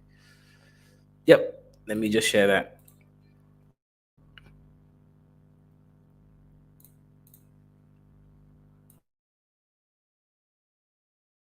We try to understand why Egypt and other Arab countries are unwilling to take in Palestinian refugees. See, I'm not the only one who's been saying this, right? Even other media platforms are saying the same stuff. From Gaza, even as desperate Palestinians in sealed-off Gaza try to find refuge under Israel's relentless bombardment in retaliation for Hamas's brutal October 7th attack. The question that some ask is why neighboring Egypt and Jordan don't take them in. The two countries, which flank Israel on opposite sides and share borders with Gaza and the occupied West Bank respectively, have replied with a staunch refusal. Jordan already has a large Palestinian population. Egyptian President Abdel Fattah el-Sisi made his toughest remarks yet on Wednesday, saying the current war was not just aimed at fighting Hamas, which rules the Gaza Strip, but also an attempt to push the civilian inhabitants to migrate to Egypt. He warned this. Come on. That's cope. Regardless what the reasons why they think Israel is doing this, these are real people. These are real Muslims that need real help. Yeah, right. You can't use these Palestinians as a puppet by saying, "Oh well, we don't want to fall into Israel's whatever policy that we assuming is really happening." Oh no. That guys, stop the cap. That to me just sounds it sounds like cap. It sounds like cope, right? If you don't want to take in this money, so you're saying you don't want to accept Palestinian refugees because Israel's real plan is to make the Palestinians leave their country and come to your country. I don't know, man. I don't know. That doesn't make sense, right? It's like Kenya saying, "Oh well, we're not gonna accept Somalia and South Sudanese refugees because the plan is just to put them here." What the hell does that make sense? This could wreak peace in the region. Jordan's King Abdullah II gave a similar message a day earlier, saying, "No refugees in Jordan, no refugees in Egypt." Their refusal is rooted in fear that Israel wants. Mrs. H, they literally said no refugees in Jordan and Egypt. There is no way you can defend that. But yeah, Al, how are you doing, bro? Are you still driving? Yeah, I'm good, brother. How was things, man? Yo, can you hear me? Yeah, I mean, what's your yeah, I can hear you. What's your thoughts on this, man? Literally, Jordan and Egypt said no refugees from Palestine, and these people claim. Are you a Muslim, brother, or are you something else? Well, I am. I was born. I was born a Muslim. Man. I was like, but the reality is, Kaiser. It seems like the Islam is running out of leadership in the world, right? I mean, put Palestine, Israel aside. Look at what's happening in Sudan. Look at all the Muslim countries in Africa. They're all in chaos, right? Sudan, Chad, Niger, Somalia, Mali, Burkina Faso to an extent, Libya, name me. It's all chaos. And if you look at the people that rule Islam, that is in control of the religion, the so-called, Saudis. If you look at their behavior as Muslims, it's questionable, right?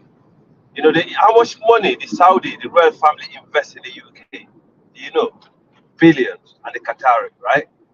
But how much of that money did they ever divert to the continent of Africa to help the Sudan crisis, Chad? In fact, if anything, they're involved in sponsoring proxies. So to me, what's going on in the Middle East right now is a taste of their own pill. I know this might sound a bit harsh, but it's the stuff that they're doing to Africans is what's actually transcending back to them. Sorry, but put Islam aside. I don't think Islam got to. This ain't got nothing to do with Islam. if you read the Quran properly, they will tell you what the Arab people are like, you know, throughout historically. Historically, they're not nice people. They're not been the most um, basically accommodating. They're not been really civil throughout history, you know. So you can see that in them. And sometimes it makes me wonder, you know, if the reason why the black race is actually kept at the bottom is not because of the Arabs facilitating this, you know, for the West, so they could actually be like a buffer class, just like what some other people are doing. I think they've been doing that for too long, and I think this Palestinian war have exposed their true loyalty to their religion that they claim to be the masters of, right? I see. I see. So you're saying You that know, a lot of these people in the Arabian Peninsula never had that human rights sort of feeling anyway. So this really has nothing to do with Islam. But shouldn't Islam be pushing them towards that ummah again, like that brotherhood? Then, sure, I agree with you. You're saying that historically they've never been, you know, the kind of kind people. But now that there is Islam, shouldn't they at least care? They literally said no. Jordan and Egypt said we're not taking refugees. I've never heard an African country say that about other Africans. but Ghana did. Ghana did.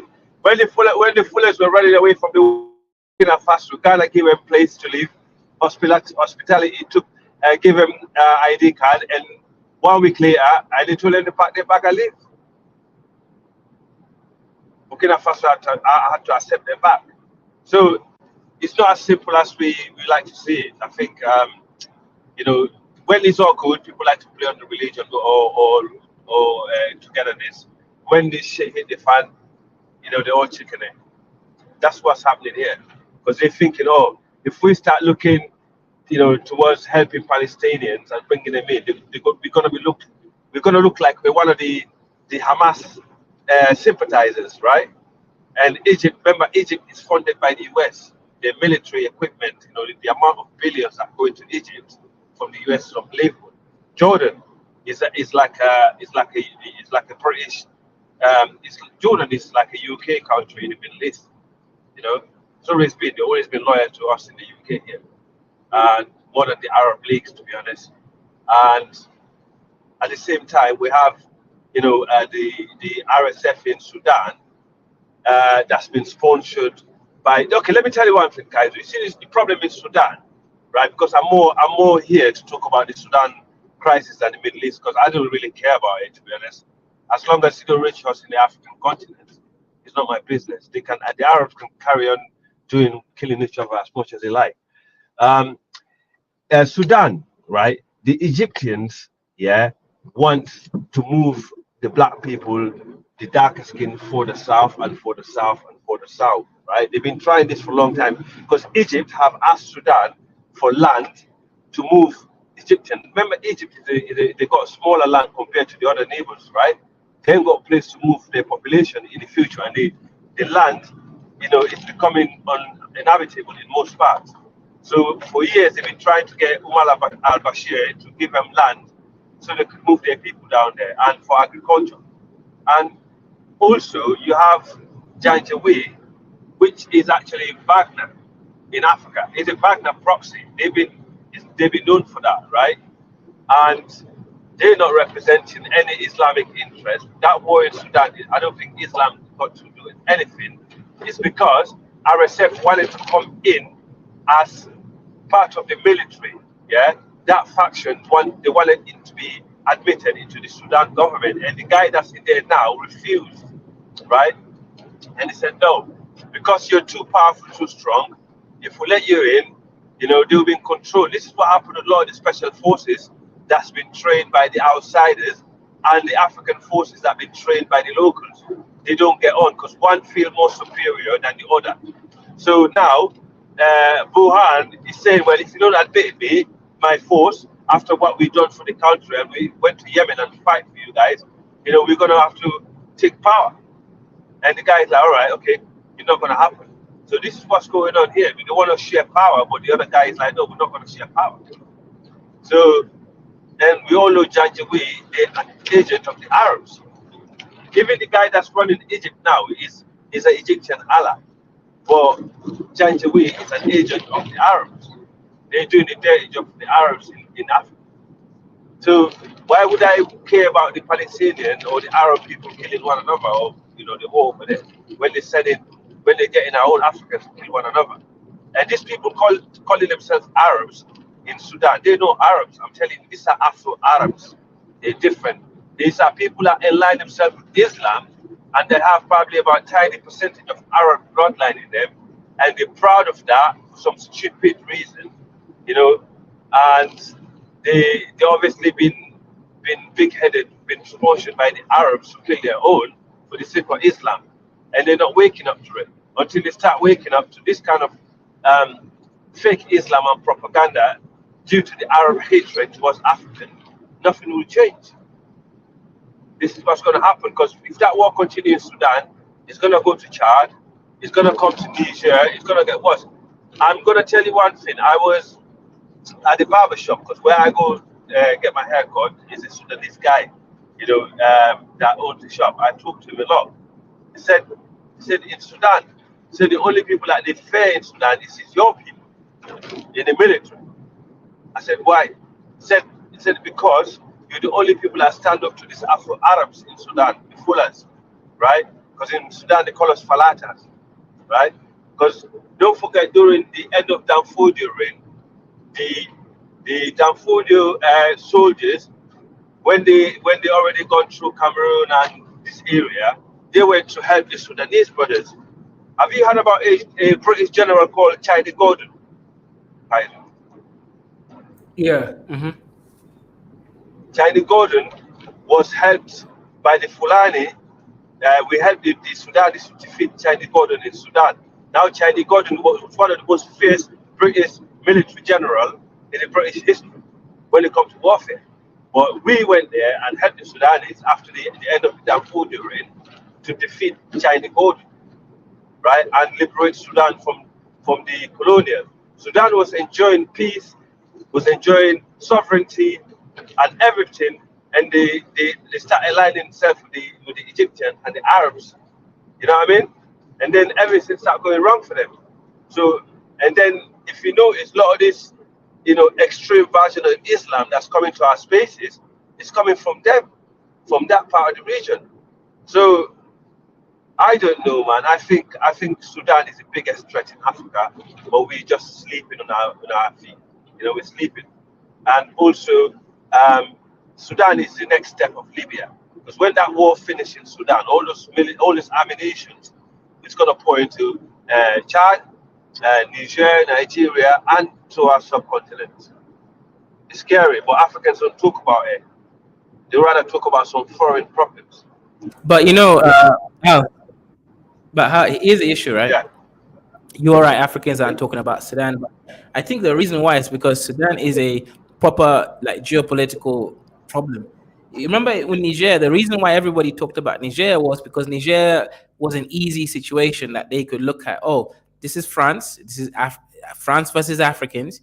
We are African. We want to take on the side of independence, so we're going to support Niger. That was a very simple, clear-cut situation. But Sudan is now like a proper, geopolitical catastrophe, right, going on. So the average African just got nothing to say about it, because even to start learning about General Bashir and all the different competing elements going on in a war like this, it's not in their interest, right? Africans, forget Africans. Just a typical human being is not going to look into a very complicated situation and then it to be trending, right? Right now, if you notice, Congo is trending again. I don't even know why, because what they're talking about is old stuff, but it's trending all over TikTok because it's simple. They'll just say, oh, Western companies are stealing our resources. If you want something like that's Afrocentric to trend, it has to be very simple. It can't be complex like Sudan. But you're right. Sudan is very important on stability. Absolutely. Absolutely. And also, we always keep blaming the West. Oh, Russia is good. Let me tell you, see Sudan, Central Africa, Mali, the amount of money Russia is currently making of these three states. And these are countries. The thing is, Russian ain't no good for Africans, but we're so dumb.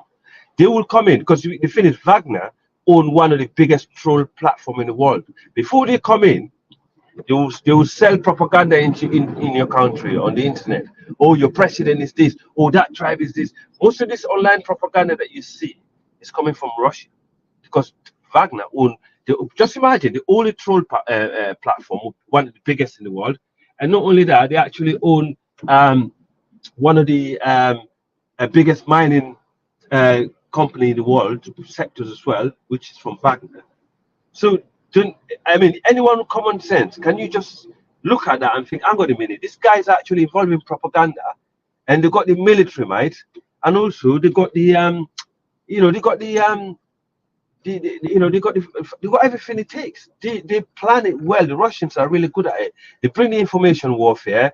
They shake the people up, and then they're like, right, I'm gonna come and help you. The West is no good. I'm better than the West. They've been milking the African continent for decades. Central African Republic, Mali, the amount of gold that they're taking out of Mali. Mali is paying Wagner with gold for the last how many years? They wasn't paying the West nothing, right?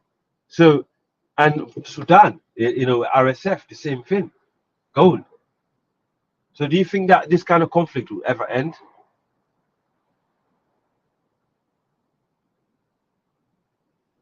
It to might, force a it permanent might do, expulsion of but Palestinians into their countries Hold and on one nullify. second. It might do, In your but it's going to opinion, what? actually take coordinated effort from. It's going to take coordinated effort from African nations to actually look at this catastrophe and take it seriously. Because one of the issues here is people are not taking this stuff seriously. Now, in the South Sudan revolution, Kenya and Uganda and Tanzania took a pivotal point to support South Sudan, right? That was very clear-cut thing. Again, independence, they fought, they framed it as, it was against racism from the Arabs, people claiming they're Arabs, I guess, and all of that stuff. So that was clear-cut. So I think for Africans to take on like a very, very clear stance, they have to be an emotional attachment to them. So this idea that Sudanese people have to actually feel like they're also African. Otherwise, the Africans won't actually be taking on the stance. Oh, boom, boom, boom. Gunshot for that guy. So, you just hit the nail. Yo, you just got it right there, man. Exactly why. Because you see, the trouble is, I don't know. This is one of the problems we have in the continent. Or they're not really Africans, they're not like us. So we're not going to get involved in their problems, right? Because the Arabs, so this and that. These are not Arab people. These are your brothers. Bilal al-Sudan, the land of the black, is been raped by people that claim to be Arabs that are blacks. And you actually think there's anything that's more urgent, that's more serious than that. Do you understand what I mean, though? The same thing they did in Libya. They did not get involved in the Libyan war from the beginning. They let the Arab people come in. They let the West come in. Obviously, they're the one that done it anyway. And later on, the other country like, no, we don't know you. You're not part of this movement. You can't leave it till the end of the. Look at Somalia. African Union is not too long ago sent military army in Somalia. So I think we're doomed, man. I think if that war continues, if that goes into Chad, bro, we're done. Because remember, rest in peace, Idris Deby, the last military African leader that died in the front line fighting these guys, right? His son is in power right now in Chad. Idris Deby. These are the dusty Africans that black Africans think they're not Africans, but they actually dying in the front line fighting against Tuaregs and Arab invaders. But we Africans in the West or in the South, we're like, no, it's not our business, until it's not going to affect them until those weapons start going into their towns and their villages and their forests, and then they start blaming Fulani or guys. Africans are the dumbest. All right, yeah, they're gonna start. Fulanis are great scapegoat. That's the thing, though. Huh? Fulanis are a great scapegoat for Africans. That's time. Big time. You know what? It's so pitiful, man. I pity them. I swear to God, I pity Africans. They just, and it's funny because it's so sad. And the people that actually fought to defend their ancestral land against colonials, against invaders over the years, then they turn around and scapegoat them. Do you think the black race is actually cursed? I think we are. Yep. That's actually a really great point. So, look, for me, I don't know, man. I'm trying to be more optimistic towards Africans. I just hope that things get better, but it's going to take like a proper coordinated effort for these things. Identity is a big problem right now in Africa. You got the Arab world confused by religion and language, and some of them feel that they're not African enough, and some other Africans feel they're not African. Look, if you're born in the continent, you need to actually look. Basically, Pan-Africanism has to create a whole new movement, right, based on the youth. Otherwise, what will happen is you won't be able to ride the waves of the current generation. That's the thing. You need to make it very easy for the current generation to actually to agree with it, right? Otherwise, you're gonna miss a chance, an opportunity to actually do something big. Very That's true. my thought. Well, that's what the African Union always do. They always miss the chance, miss the opportunity, and by the time you realize it's too late to intervene, the war is already exploded, beyond, our control, where we have to beg, our,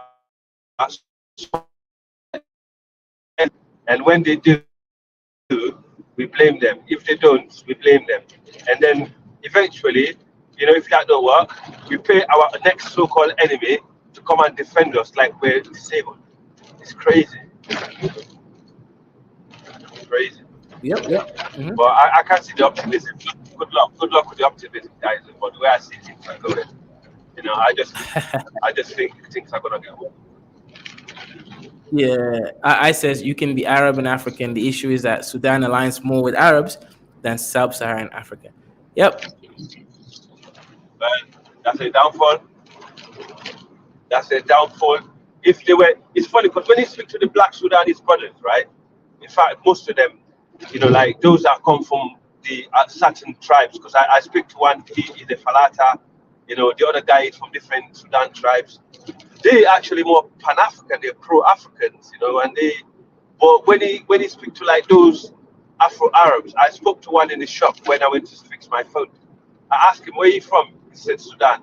I said, what are you? What tribe? He said, Arab. And I said, really? I said, Arab? He's like, yeah. I said, you don't look Arab to me. You look like an African. He's like, no, I'm Arab. I'm like, all right, mate. It's crazy. And I went to the shop.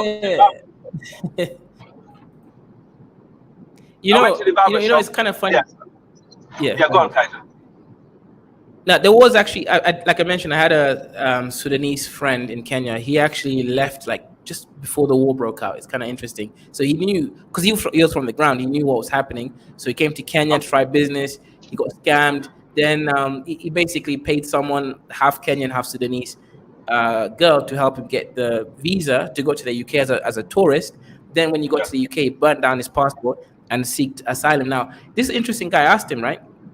Because he looked very African. He kind of looked like a mixture between a Kenyan, Somalian, and Ethiopian, like a mixture of those three. So I asked him, right, okay, Sudanese people, do you guys claim to be Arab? And he says, listen, we're African. We got a bit of mixture, but we're African. So for him, at least he knew what it was, right? But a lot of these other ones are definitely confused. Yeah, they think they're Arab, and this is the problem. They will get pushed out eventually by the lightest Arabs, and the lighter skinned Arabs get pushed out by the real Arab. This is what happened in Egypt. And then years later, they will claim Sudan is an Arab country. And they'll be like, you have no history in Sudan. It wasn't yours. It was our pyramids. God, I'm tired. My people, Kaiser, right? From the west, from Toro, from Futa Toro. When I look at Sudan, I just laugh. When I look at Sudan and I hear what people say about my people and how, Fulani is this and that, you're lucky you got a great tribe like Fulani in West Africa. I'm telling you. I know we have so many great tribes in West Africa, but the West Africans are so lucky because a lot of this problem we managed to slowed down in the in what you call Chad today, right? Like Muhammadu Buhari, the last president of Nigeria, that is so that's so hated by Nigerians. He's a general at the end of his when he became a military president of Nigeria. Guess why? Because he went to the war in Sudan. He fought bitterly in Sudan against these invaders, right? And he lost all his battalion. He was the only survivor. That's what made him general, right? So I would like to hear one tribe or one other people, other group of people in that region that actually have connection, to the Chadic war. Because that's not finished not long ago. And guess who finished that war? The Qatari came in and finished it. Guess who was sponsoring the Tuaregs? The Qatari, right? So I think we're fucked, man. Honestly, Africans are so dumb. Yeah, I mean, it definitely sounds like, although that looks like a really dire situation going on. Mrs. H says, let them deal with it. Worrying about it, this won't stop. Yeah, I agree with you, Mrs. H. But here's the issue, right? These uncertainty in Sudan means uncertainty for the rest of the African continent, especially for East and Sahel Africa, right? Because those are the regions that are directly connected to Sudan. So what that means is, okay, let me make this really clear, Mrs. H. Do you want more jihadists coming through in East Africa? You already got Al-Shabaab over here. Do you want more of them to come down from there? Do you want Wagner to have full control over the area? What will happen is Sudan will be split into a Western hegemon and slash Arab, UAE and Saudi sort of puppet state, and then the other half is going to be a Wagner puppet state. That's now the problem that's going on here. If Africans can't find a peaceful way, and one of the issues you guys don't realize here is that, do you know why none of these sides are going to give up on their fight? Simple, because you Africans, right, believe in the international criminal court. These people are afraid that even if they, let's say, surrendered, they're going to get now prosecuted in some random court outside of their jurisdiction. That's also a big factor in this. Why do you think they're not going to give up? Because they're going to get prosecuted. So that's also another thing. You Africans need to find a different way of prosecuting these people instead of relying on foreigners, right? Do you think the Janjaweed leader is going to surrender? No, he's going to get prosecuted, right? They're going to take him to international criminal court. The same thing for the other general. So that's also another thing that you guys have to really think about, right? A lot of these leaders don't want to give up power because they don't want to be taken to foreign court. Facts, guys. 100% fact. And you're right. If African Union don't have their own court, ECOWAS actually, last Nigerian president did build a court in Abuja in Nigeria for the West Africans. This is where they could be prosecuted and stuff like that. Because Nigeria obviously lead the front in West Africa when it comes to those things, right? But I wonder how many West African leaders have been brought over there for prosecution since it's been built. Because there's so many, violation of human rights and stuff like that in the region. So I don't know, man. I think I think it's our generation gonna change that continent. These people that's there right now, they have no interest in serving people. No interest. They just want to line up their pockets, build alliance when they leave power, so they can come and stay in the white man country with their family and enjoy life. That's it. Yep, and 100%. Sage says, let's hope Dwight man comes through for Sudan. I don't know what's going to happen with Sudan, man. It's going to take a lot to actually save this country. Just like Arabs can't help Palestinians, we can't help Sudan. Yeah. And as I mentioned earlier, right? People felt Nigeria was part of the greater, conversation of freedom. People don't really see value in Sudan, and they need to, because Sudan is a really big player, right? In terms of geopolitics, trade. Same thing with Somalia, right? Bigger than the rest of them, Kaiser. I think Sudan is the most important, because if you look at where Sudan is located, it's very important. Exactly. Exactly, and I just don't see why. Again, it's us, right? We're the ones failing in this. That's why I'm actually holding us responsible. We need to stop being dusty, and we need to start actually doing things the right way. We gotta stop being dusty, man. That's the issue here. Africans, Kaiser, unfortunately, we're just being dusty. Yeah. Kaiser, can I propose one thing? From today onward, can you do once a week a Sudan broadcast? Because at least Yeah. that will change. Because that not only is quite unique on the internet space, because trust me, I will, you're probably gonna get a different audience also from that region. Because it'd be nice to get someone from Sudan to call in. I will when I go to the barber shop, I'll actually try and get some of my guys to subscribe also because they can give us Yeah, we some can bit try of that. insight. All right. Yeah, we can try that. That's a good point. That's actually a really good point. Yeah. Can, Because can I can I still? And I'm just gonna come back in 2 minutes. Yeah, just carry on while I'm doing this. okay, see ya. All right. All right. Yeah. So as I mentioned earlier, Sudan is the biggest conflict going on right now in the world, right? But we are too focused on areas that have nothing to do with us, right? Especially the Africans. So look, I get it, right? The media pushed on Gaza and Israel, but that's got nothing to do with us, right? There's nothing that look. Let me explain what that's got nothing to do with us. Even if right, it triggered some world war event between Iran and Israel. They're the countries which supposedly might have access to nuclear weapons and all that stuff. Generally speaking, it has really very little to do with us because the players that can actually do anything are going to be players that are way above any of the African countries. We're talking about America, we're talking about China, we're talking about Iran, we're talking about Israel, right? Meaning that the resolutions have nothing to do with Africa.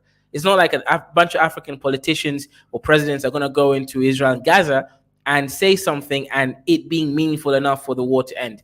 That's not going to happen. Meaning the Israel-Gaza situation, that's got nothing to do with us. But Sudan, 100% everything to do with us. We're talking about oil prices, right?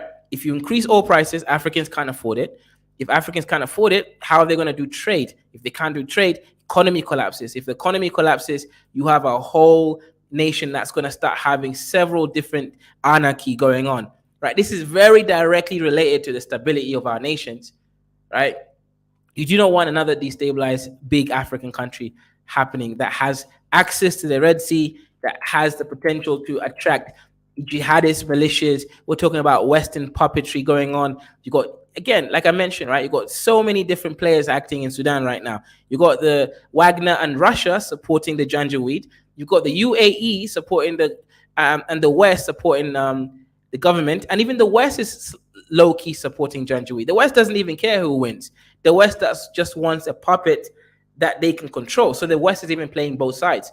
So that's the general situation that we don't want. And the government, again, is very pro-Gulf, right? The government is the one that sent Janjaweed into Yemen to fight the war for them. That's how they came back extremely well trained, right? That's exactly why the war didn't just end after 1 week.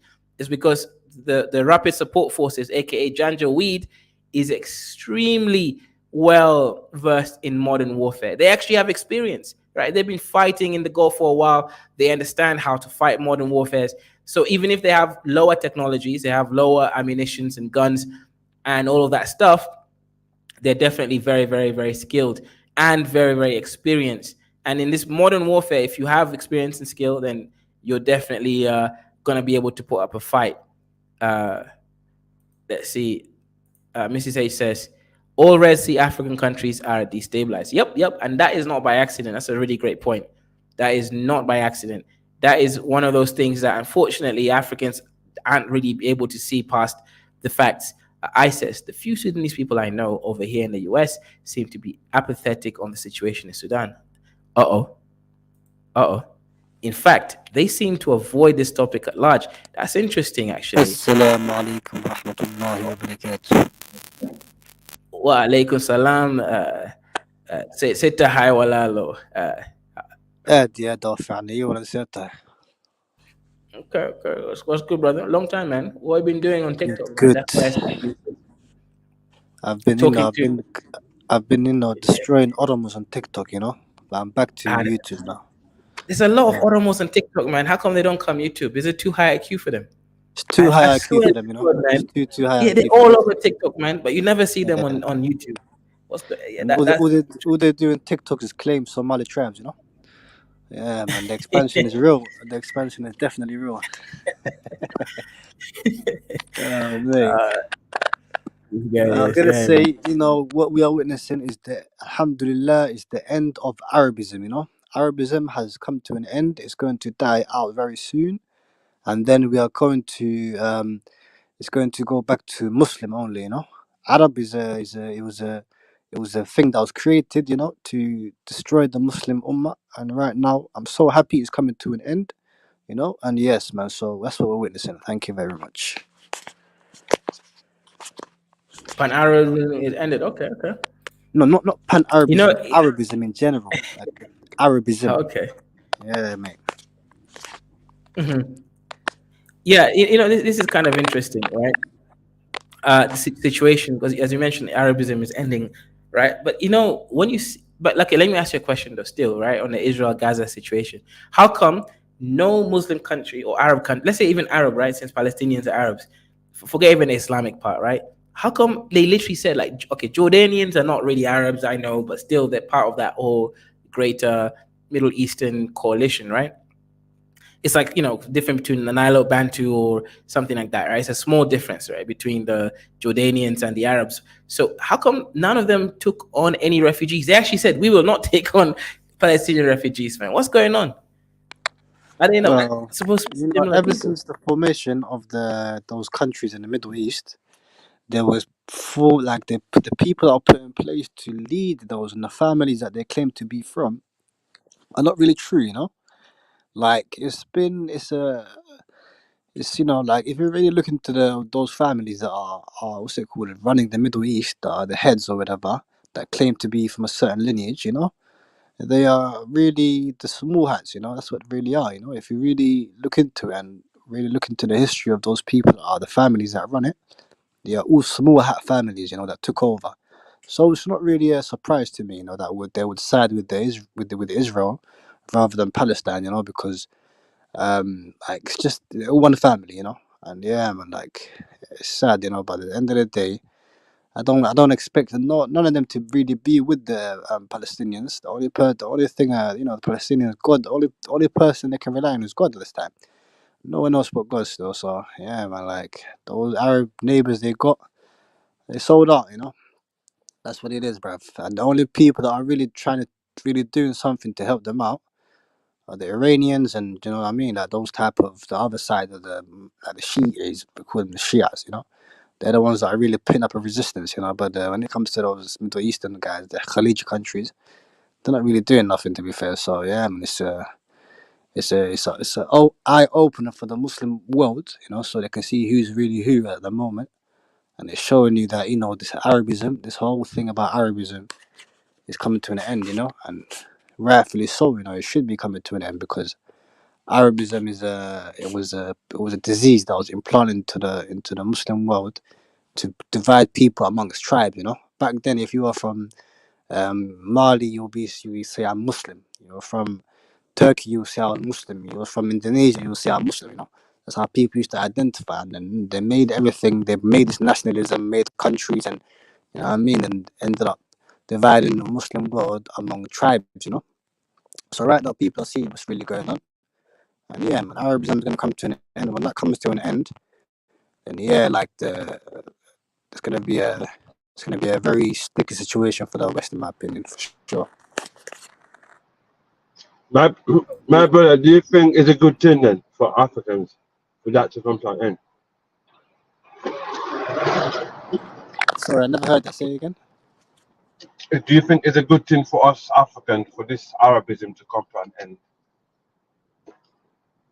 Oh yes, that's a great thing for us, for the Arabism to come to an end. Because if you really look at it, back in the day, before the Arabism, we had a lot of power in the Muslim world because of there was no such thing as Arabism. No.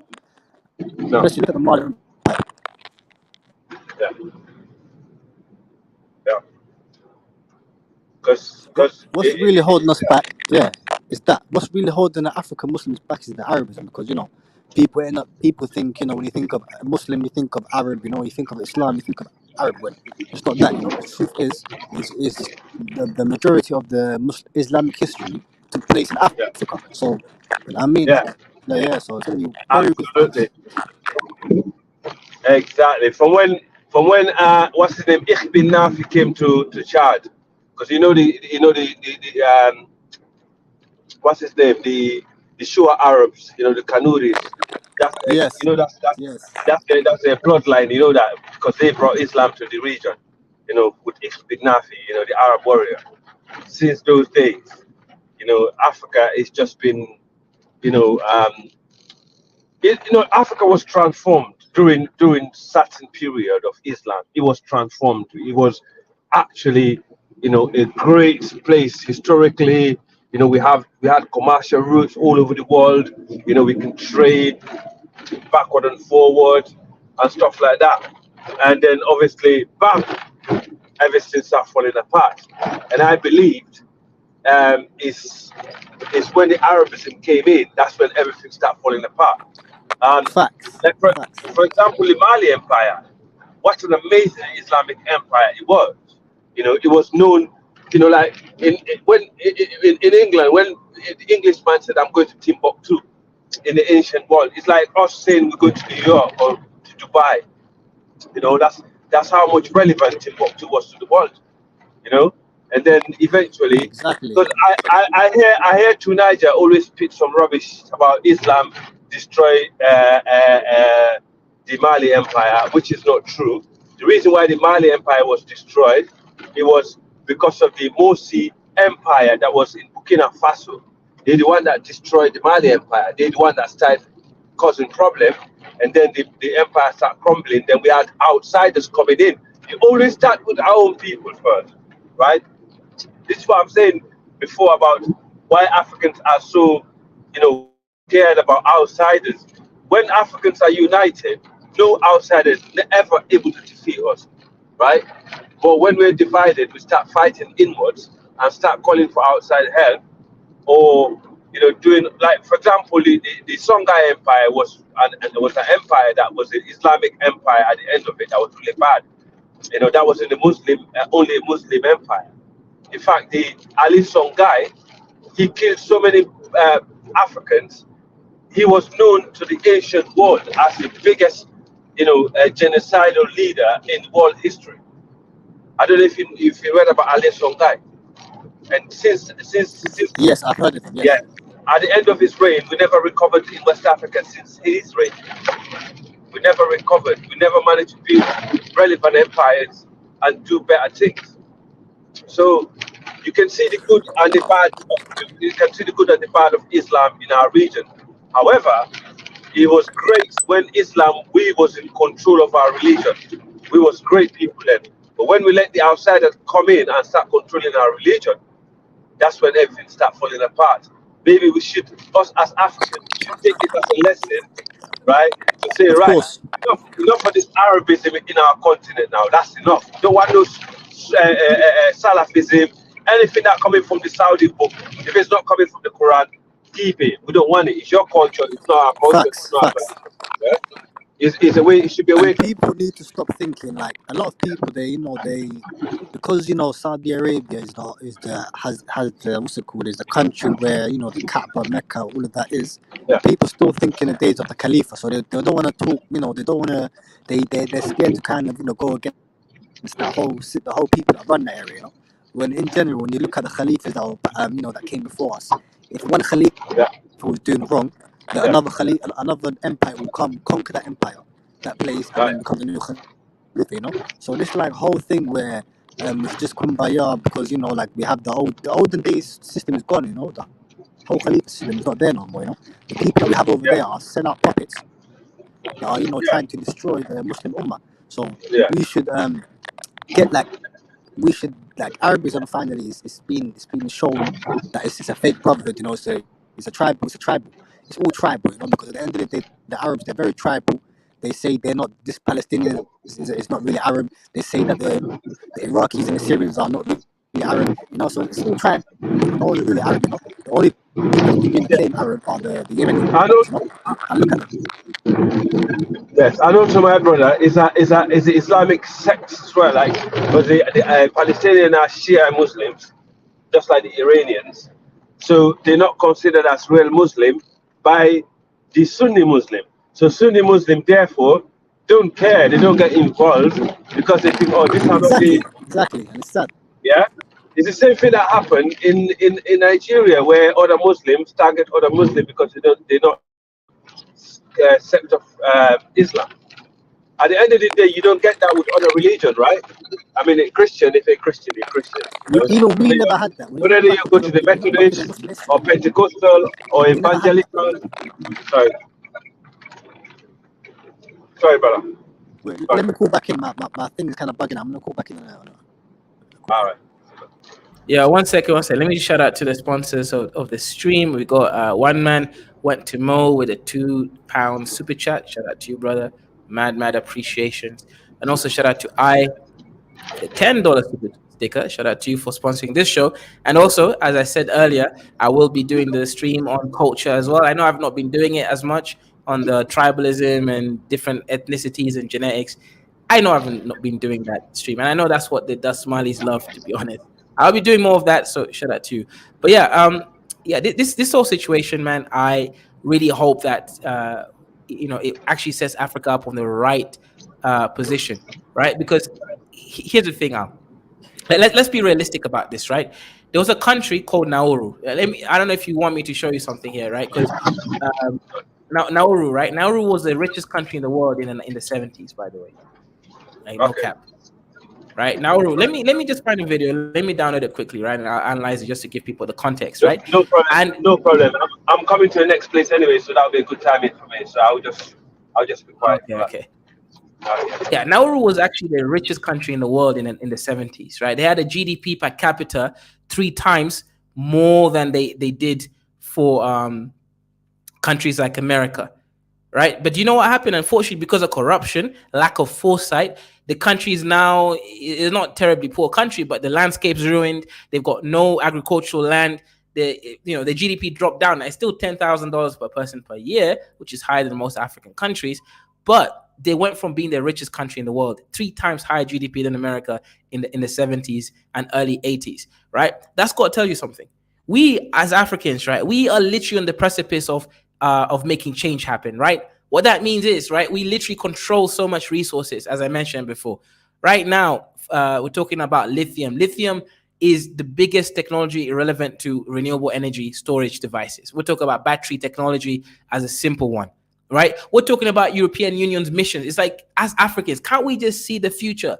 European Union has been telling us we are going to be moving against this whole oil thing. Slowly. Cars right now being created in Europe, within the next 5 years, they will not be making any more straight out diesel or petrol cars unless it's for special reasons.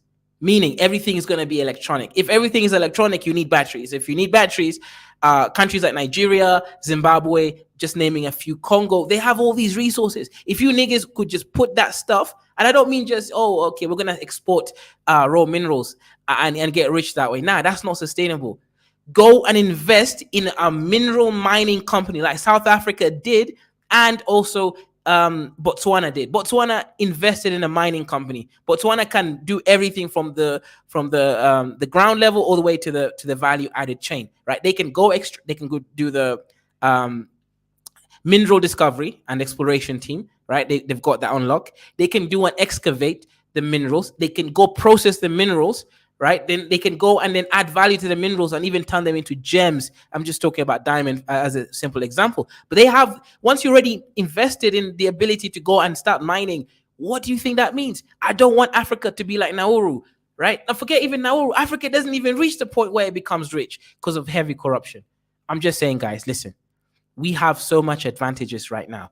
We have access to a lot of the technologically relevant minerals right now in Africa. If we can simply invest in our own companies that excavate, why do you think Norway is so rich?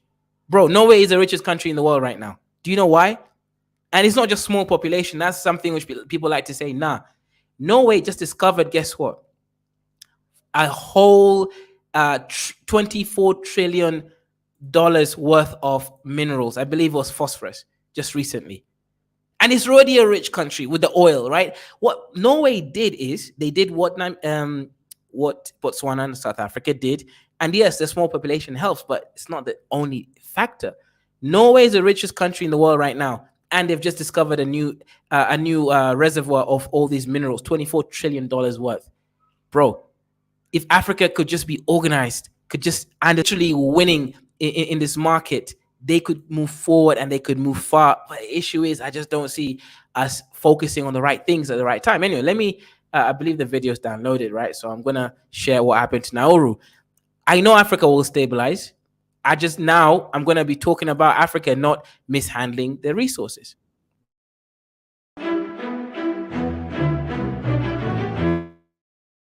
Yeah, so there's no need to actually share, right? I can just read the screen, right? There's no words. So this is a story about Nauru.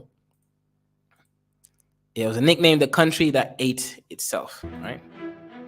So over there, as you can see, it's in Oceania, right? So it's close to South Australia, right? It's a small country, it's a small island, and of course, the population was pretty small, right? Most of them just live around the coast, right? So we're gonna see what happened to this country, right?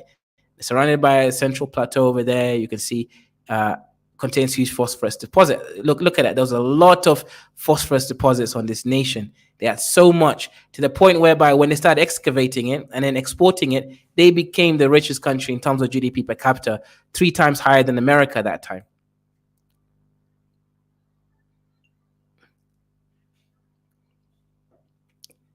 Yeah, phosphorus, yeah. But the main thing is agriculture, right? Phosphorus, phosphonitrates and all that sort of compounds are really useful when it comes to agriculture. You can feed the world by excavating and creating fertilizer. For example, value addition. I keep talking about it, right? Ethiopia has so much phosphorus and limestones. Why are they not actually exporting? Why are they not a leading exporter of fertilizer? Why are we still buying fertilizer from Russia and Ukraine? I just don't get it. All right, so this country, again, the results become, they started 1906, they started exploiting it, right? They were still obviously under colonialism at that time, right? So, of course, the money, a lot of it went into the colonizer, right? Then Australia took some control, right? And then when Nauru finally gained independence, it was the smallest country, right? A very small population, like 4,000 people or so. Right, they started to explore the resources. Right, they started exploiting phosphorus. Right, they started getting into it, and as I mentioned, phosphorus is really key ingredient in fertilizers. Sure, explosive as well. So there's now in the military industrial sort of complex going on there. Right, they started getting rich really quickly. By 1974, look at that. Right, he had the second highest GDP per capita in the world by 1974.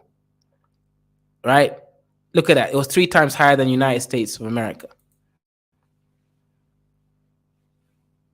So these people at that point, right, if they now invested in education and started becoming a service-driven economy, and instead of just ruining the landscape and then leaving it like that, right? The country in that year generated 255, that's a lot of money at that time, right?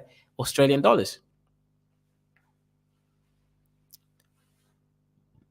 They even got themselves an airline. Now, here's the thing. You do not need an airline when you're a small country. I don't get it, right? You don't need an airline. You might need an airstrip for you. That's what I'm trying to say. Like bro, you are a small country, 22 kilometers square miles. You do not need an airline. What you might need is an airstrip for airplanes to land and maybe a couple airplanes. You don't need an airline, though. That's a bad investment over there already. Yeah, they're feeling rich. But, when you're in the high, here's the thing. The high comes and the low comes. Right? You need to plan yourself to weather the storm when the low comes. And that's, unfortunately, I don't want Africans to go down that path. Right? Now, they increase welfare for everyone. That's good. That's nothing bad about that. Made investments abroad. That's good. Nothing bad about that. Right? Nothing wrong yet. Apart from, okay, now here's the issue. The deposits ran out.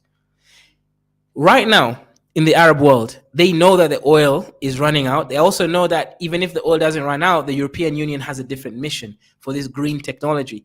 Why do you think And again, right? So I have a research paper from with collaboration with the University of King Abdullah University and some researchers there. Now, here's the thing: places like King Abdullah University and other Arabian sort of universities, you know what they do? They pay Westerners so much money. They pay Westerners so much money to come in and teach their people and also do research in their countries. Why do you think that? This is supposed to be one of those anti-women Islamic countries, but do you know what? They're educating both men, women, and they're focusing on getting the highest skill. Not just Westerners, even Nigerian doctors are there. Why do you think so? Because they know that it's not a sustainable economy to rely only on a resource that right now the European Union mission is to block out non-green energy sources. They're thinking about the future, right? Saudi and the UAE are bringing in education so that they can find something else to now weather the storm when everything about oil starts going down. This country, unfortunately, didn't do it the right way.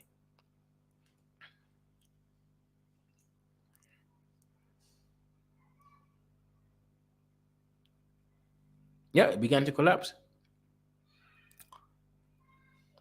Of course, it made a lot, they made a lot of real estate investments in the country, didn't prove useful because there was no economy anymore. The land was destroyed by mining, so they already, no longer had the fauna and the flora, the natural, plants of the area. They started going down. So no one even wanted to come to the island anymore, right? Most of the land was destroyed, so no more agriculture. Right now, obviously, they have to import everything. Even the marine life had been destroyed, right? Buildings, they invest in really high-tech buildings and all of that stuff, but there was no longer business there because they didn't invest in a service sector, right? So they tried everything. And this is where, of course, they started trying laundering foreign money, selling passports, right? That's what Kenya's trying to do right now, selling citizenships for like, I don't know, $15,000, right? Because they got no money, right? So they start doing this. And of course, the issue when you start doing money laundering and all these illegal activities, the rest of the world's going to think that you are corrupt, and then they're going to start looking at you as if you're, a bad country to do business with.